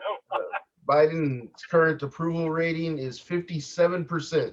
right? Trump's There's a highest queen rating on was Sorry. Trump's highest rating was 49%, and Obama's highest rating was 68%. So kind of in the middle. Thanks, Grace. Trump tried at the very end of his presidency until he spent his last months. I think that's supposed to be brooding over his loss and tried to remove the troops. Right. Towards the right. So, Dot, just out of curiosity, Yes, sir. do you Yes, do you sir. know what we had them do for us before they turned on us? I believe they're fixing our Were you watches. talking about Iran or Iraq? Well, no, not Iraq. It's Afghanistan. Afghanistan? Yeah. I don't know. I can't sit down and look into it now. I think Okay. they're fixing. I can our tell you. watches. I can Something tell you. about something. I knew, but They were building I can't pull it iPhones. off of my brain right now. I can tell you what it was. Was it the poppy Okay, seed? The poppy fields that we were burning? Nope. We're taking their drugs? Nope. From the no? No. Okay. So we You were taking paid their drugs them. from burning oil? Oh, So they had been allies with us for a long time, right? right, We right. fought with them plenty of times before. We Right. were paying them and arming them because Russia was trying to invade Afghanistan to get And they're right there on that border or some shit, right? to get a foothold and spread communism and put more nuclear weapons in place to make it easier to fire against us. And in order to get that foothold, they were sending Russian troops in military helicopters, Right. and they were blowing up villages full of innocent people, Right. trying to get them to leave. And none of the Afghans had anything, they could do anything because the helicopters flew too high for any of the weapons that they had to do any damage. Right. RPG. And so- Yeah. Right. Okay. So rather than sending American troops over there to do something that they We did already third-party had fighters in contracting. place to do, we just sent them weapons that would allow them to shoot down the helicopters. Right. Yeah, no, we would. I We believe that did falls third-party under. contracting. I believe that falls under the if you want something done right, you really should do it yourself. Well, yeah, I mean that's what you say, right? But then when you send the troops over there and they die, and then what you get is, why did we send our troops over there to fight something that their troops should have fought because it's over there and it's their fucking problem, right? So it's And kind why of did we get involved in it? Right. Right. I We got need you. to try to stay out of a 40-year war. 40 is it 20 year? I'm sorry, 20. well, that's not the 40-year war. Or That we can was focus on the time on that didn't Mars. have anything to do with Bitches, our war with Mars, Afghanistan. It's just that Mars. the people Well, that we it's gave because those we armed rockets to shoot down the helicopters turned into Al Qaeda. And by the way, didn't use any of the weapons that we gave them to blow up our ships or take down our buildings. And the fact that we armed them made them absolutely no more capable of fighting us than they were before we gave them those How is things. that true? They were How is thugs, right? How is it that rockets that we gave them to shoot down helicopters 20 years before we invaded their country didn't help them fly planes into our buildings? No. Right. No, they went giving to them pilot school. a technology that was bigger, that was better than they currently had. Not So that help them they when could fought tear it us. apart and build their own? Because they don't, So- even with our technology, have the money, the resources, or the facilities to build any of those weapons. I'm, They I'm didn't. just saying, like, and just a line of thought here. Oh, is that didn't we they gave have them a them? higher Isn't that technology. what they call WMDs? Or am I No, off? that was Iraq, and they didn't have them. Different country. Okay, so we just got everything. Oh, we got a bill. FYI, war in Afghanistan has cost $2.4 trillion. Yeah, another good reason to Grace? get out. Yeah, Thank you, that's Grace. that's like one of the one of our COVID bills. Longest fought wars in the history of the United States. we're Longest making- fought war. Yeah. No ground whatsoever. Not only that, but we've realized that the people that we went in there to like fuck with and terrorize so that they couldn't, plot against us and blow shit up, we can do that almost just as easily without invading the country. And more often than not, the shit that they're planning, they don't do it in Afghanistan anyways.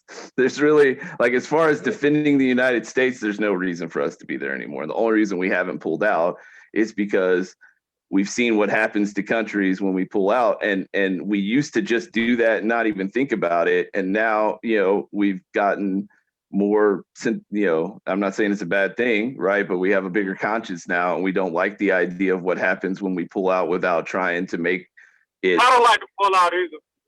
Yeah, exactly. Exactly. And here's the thing. And I'm just like, come on, somebody. There are.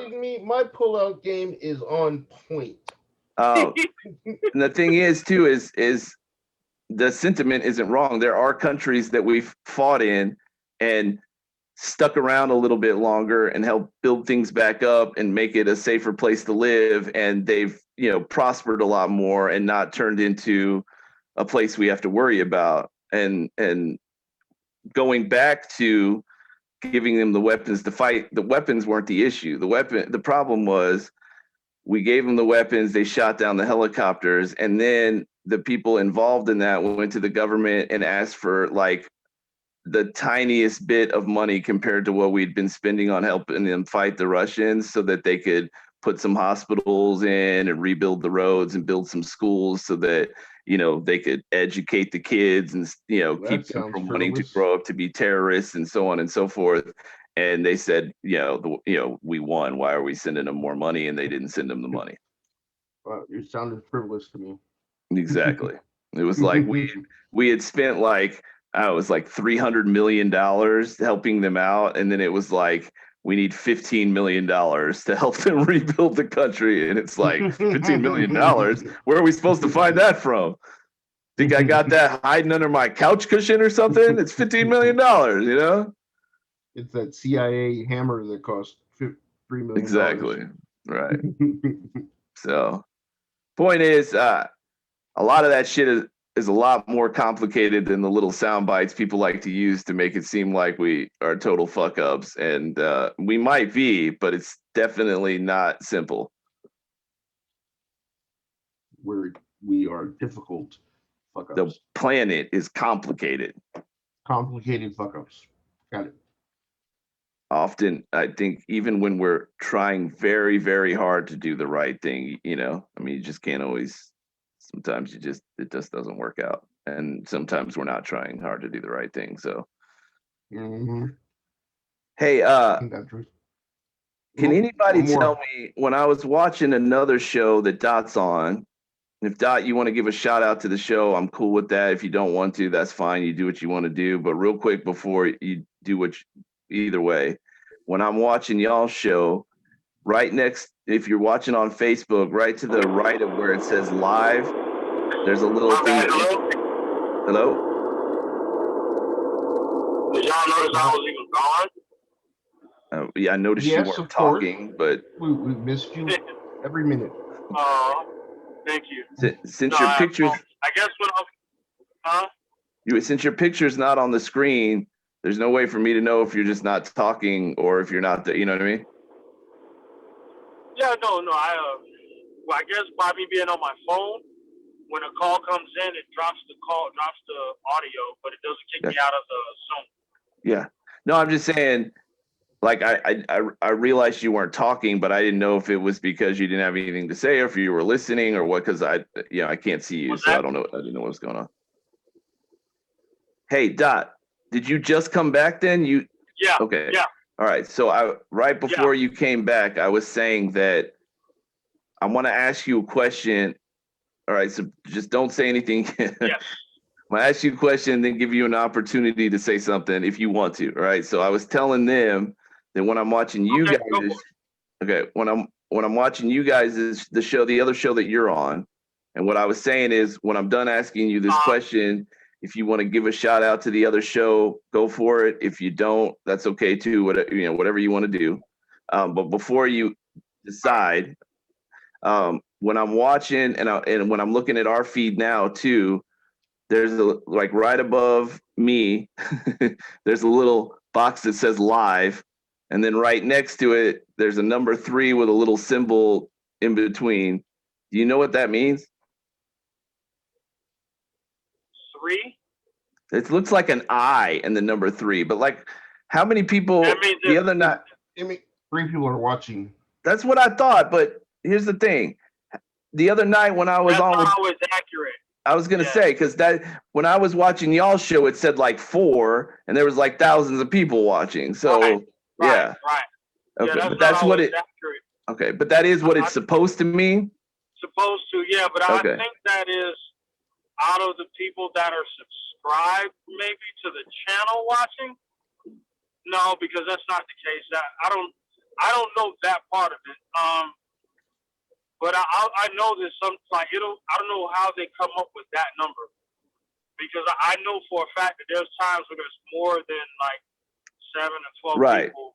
Right. You know, and you saw that, but I don't know. Yeah, I mean, there was more people commenting than the you know what I mean? Like just people like posting. There was like at least 15 people posting, and the number said like 2 or 3 or something.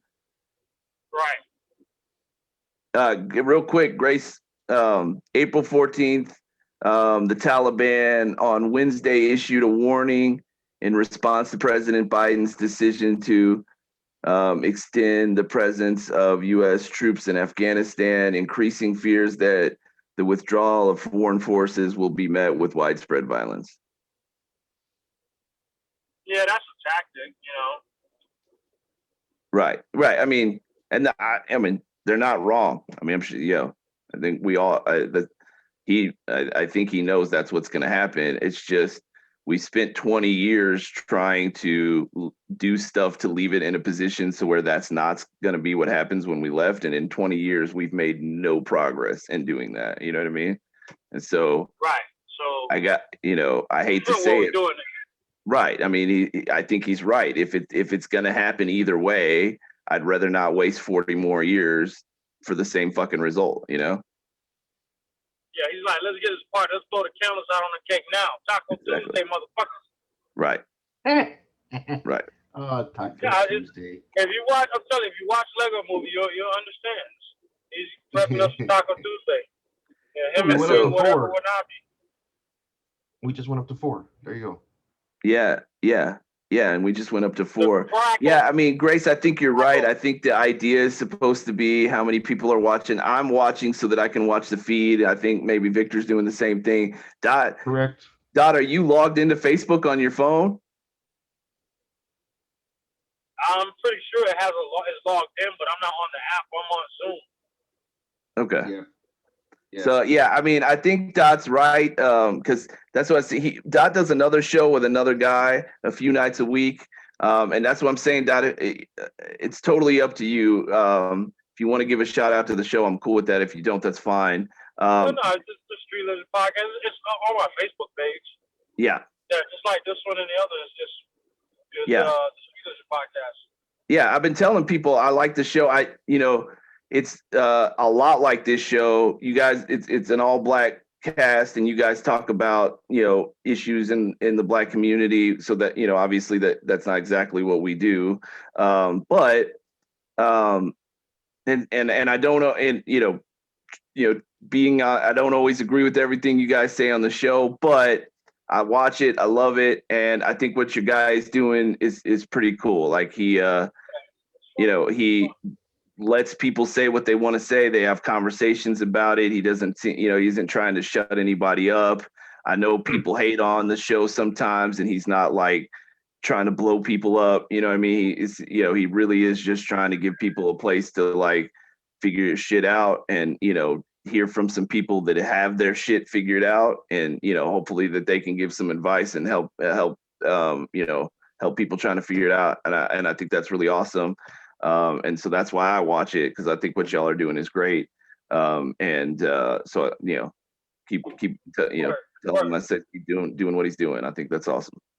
That's what's up. Yeah, it's a fun thing to be a part of. As I say, like being able to have open dialogue, man. It's important. Talk talk about the shit that's really going on. Like Right. that's the beauty of doing the broadcast.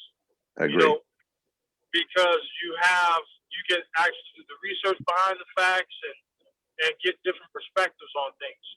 Right. And I Versus think just following, the shit that the news is gonna push down your throat. absolutely. Plus, nowadays people are so Dot, she's at what's the it's is it Street City? No, Street Legend. Street Legend. STREETLIGION. Street Legend. I'll try Religion, when we're done here. I'll try to post it on our page too, so that you'll have it. Yeah. And y'all guys are on. Is it Saturday, Tuesday? What are the days? It's Monday and Tuesday. Monday is they have like different podcasts all week. Right. Right. Wednesday is a live broadcast where they do bootleg poetry. Tuesday is more like Battle of the Sexes. It's a guys versus girls kind of thing. Just perspectives on issues and stuff. And Mondays is like just the black table, or black men talking about black men issues. In the community, as fathers and shit like that. Right. Right. And they had an all women's podcast, which was Thursday, which was Queen's Interpretation. I don't know if they're bringing that back or how they're looking at doing that. But yeah, it's different, and they do like this small business, in the city. They're supportive of a lot of shit as far as like small business people. If you want to go do podcasts, they have like different packages and shit like that. It's a fun thing to be a part of. Yeah, and I mean, like I said, I respect what the guy's doing. I've watched the show a few times. Like I said, even though I mean, you're not going to agree with everybody all the time, right? So, what show are you ever going to watch where you agree with everything they say, right? There's nothing wrong with that. But something that I'll give him a ton of credit for is, and I could be wrong about this, but just based on what I imagine his group of a big percentage of his group of listeners are. He will say things on the show that I feel like he's probably, is not, necessarily what his group would want to hear. But if it's what he believes and what he thinks, like, he's just honest about it. You know what I mean? And so I've always appreciated that when you guys are talking about stuff, he'll say something that I know is probably not a popular response on his show, but that's what he honestly thinks. And I respect that. And he's a veteran. So and most of the people on that panel are veterans, and so they have a different view and take. He was a sniper in Afghanistan and over there in his other countries. So most of these people lived over, they're over for like the stuff that we talk about. They were on those front lines and kind of have a direct understanding of it, from versus a civilian aspect. So when it comes to stuff like that, I'm not, what I'm saying? I'm not military. I'm a civilian, so I can't speak to those factors. I can only, yeah, but they talk about everything. I mean, I'm sure. Yeah. But, I mean, they talk about everything. I mean, I know that, like you're saying, it impacts his, what his experiences of being and how he comes to the table with it. But they talk about everything. And I mean, I really respect it. I don't, I want to wrap this up. We'll mention the movie really, really quickly, but what I want to say is what I like about his show, which is what I'm trying to do with this show, is that on top of giving people different points of view, on top of showing people that you can disagree, and that's not a bad thing. And in fact, it's often a really good thing, right? And that you learn from those things. And you learn to have empathy for the people that you disagree with, which is really important. But on top of all of that, I think, what I like about the show is that his show and what we're trying to do on this show is, a lot of times now people are just kind of scared to say what they're thinking because it might not be what they're supposed to be thinking. You know what I mean? It's not the popular idea. And, when we're getting to the point where people can't even talk about that, talk that shit out and figure out why they think what they think, and you know, ideally, if it is bad, maybe even change that idea. Like, you do that by talking to people and hearing their shit and all that shit. And if we're getting to a place now where people are too scared to even have those conversations, like, how are they ever going to grow and become better? You know what I mean? Like, now we're just going to have people stuck in the shitty spots that they're in. And so that's one of the things I'm trying to do here. It feels like that's exactly what he's trying to do over there, and I really, really respect that. And I give a lot of credit for that. I've been you guys have seen me listen on the show a bunch of times. I could have very easily, when I'm listening and posting, I could have posted as Adam from Positively Disagreeable so that all the people watching could have seen that shit. I haven't done that because I wanted it to be. No, go for it, bro. Yeah, no, go for it. That's the thing, man. At the end of the day, we got to get away from this narrative that's going on, because we grew up during a time where you watch your mouth or your ass get checked.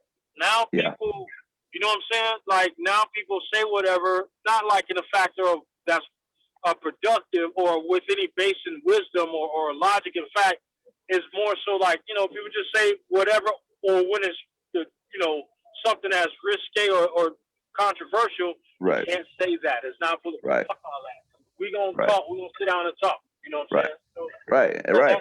And I mean, the thing is, exactly. Because one, the person might not be wrong. And two, if you think that they are wrong, how are they going to grow and learn better if they can't talk about that and have somebody help them get through it? You know what I mean? Like, you got to be able to speak on that shit and get it out there and have, you know, and chop it up in order to grow it all and go anywhere with it. You know what I mean?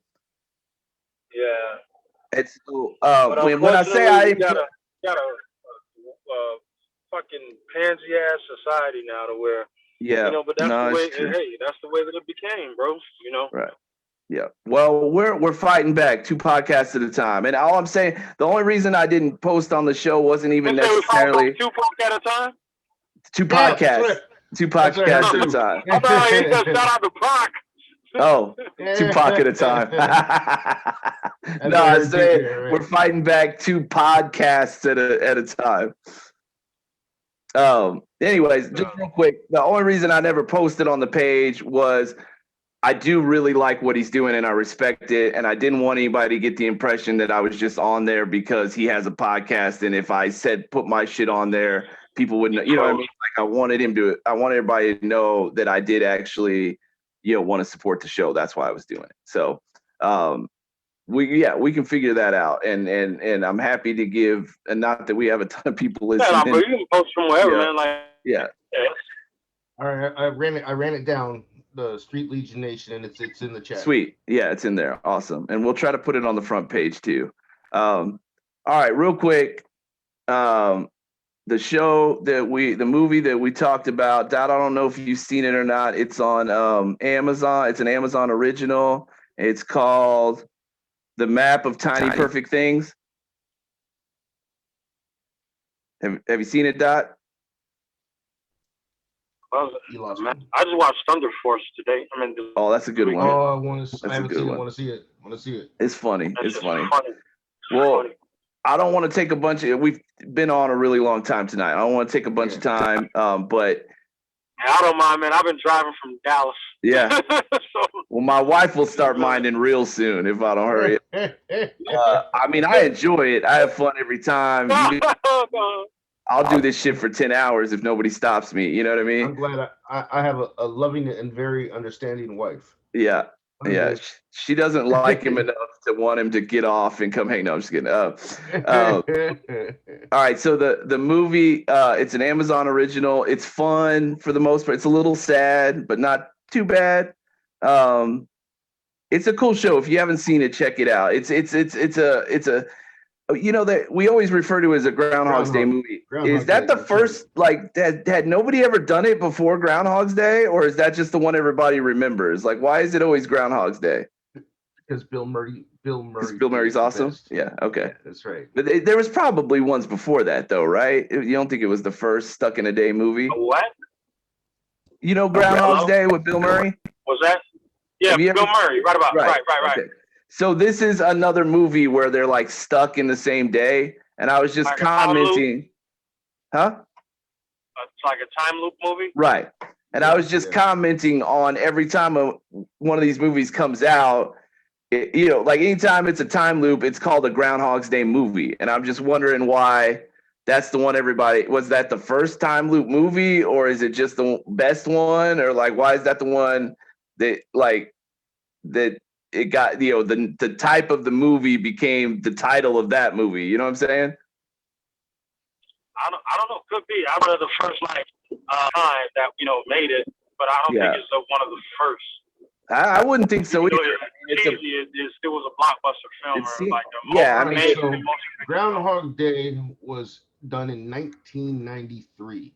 yeah. Yeah. I mean, all the There- time we've been making movies, it seems hard to believe that was the first one. See, I mean, Back to the Future literally was like, Eh. All right. the girl. Yeah, okay. I was gonna try to wait. Hold on. I'll be right Hold on. back. Oh man, The Girl Who Leapt Through Time was 1983, which I've never heard of, but apparently it was some What kind of about Total live Recall? action. A couple more minutes, all right? I don't think so. Total Recall don't count. I don't think it's not the same day. 87 was Mirror for a Hero in the Soviet Union. So it was filmed in the SSSR, so I don't think that counts. 1984, Urusel Yatsura 2, Beautiful Dreamer. So I guess it must have been the first one in the United States, maybe, Yeah. because that's what it seems like. Yeah, 1993. 90s, man, it was an interesting time.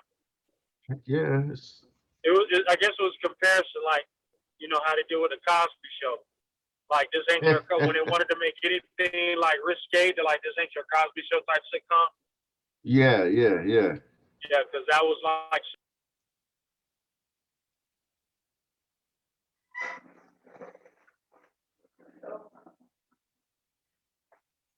All right, here's one. Oh, so in I was 1990, gonna bust, dude. Jesus. All right. So I've found a list of them. Most Yeah. of them that are before Groundhog's Day are from another country.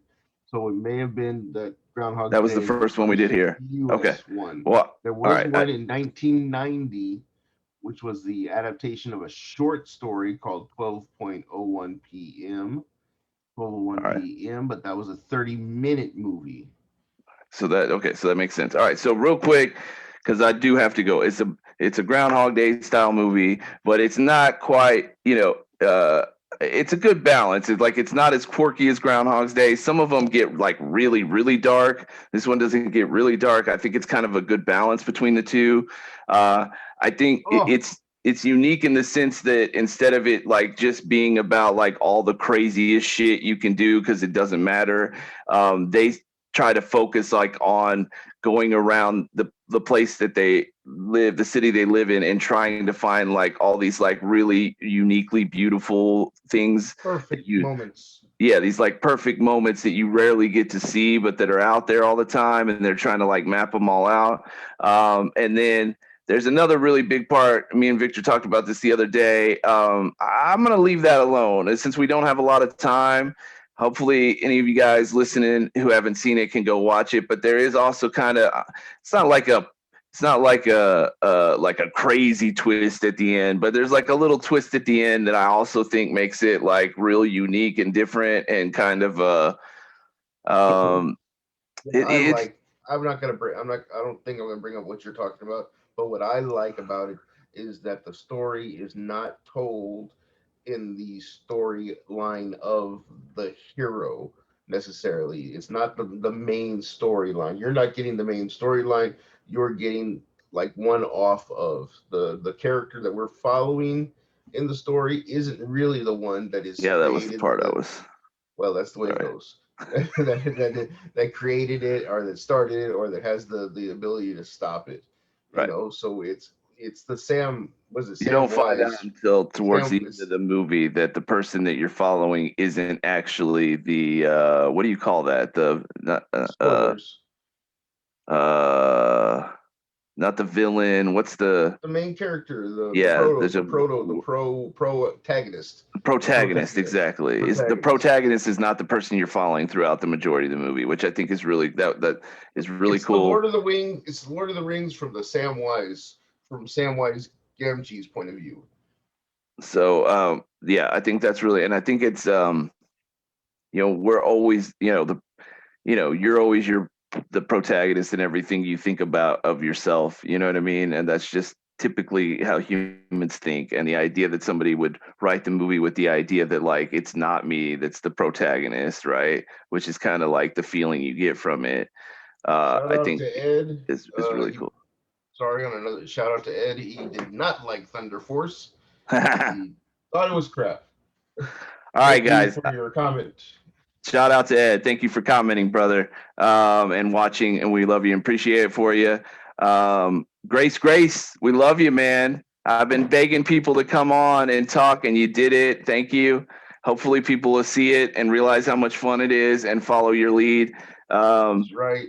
But you will be the no, not the first. Ed was the first to post, but you really full on participate like that. So when we're all rich and famous, we'll be talking about Grace. That's right. I'm sure it won't be rich and famous because of this show, but we'll still talk about you. All right, I gotta go. I'm gonna be in trouble. Love you guys. See you next week. Next week's Mother's Day. I think I'm gonna do we're gonna do a show, but it's probably gonna be a very short version of it.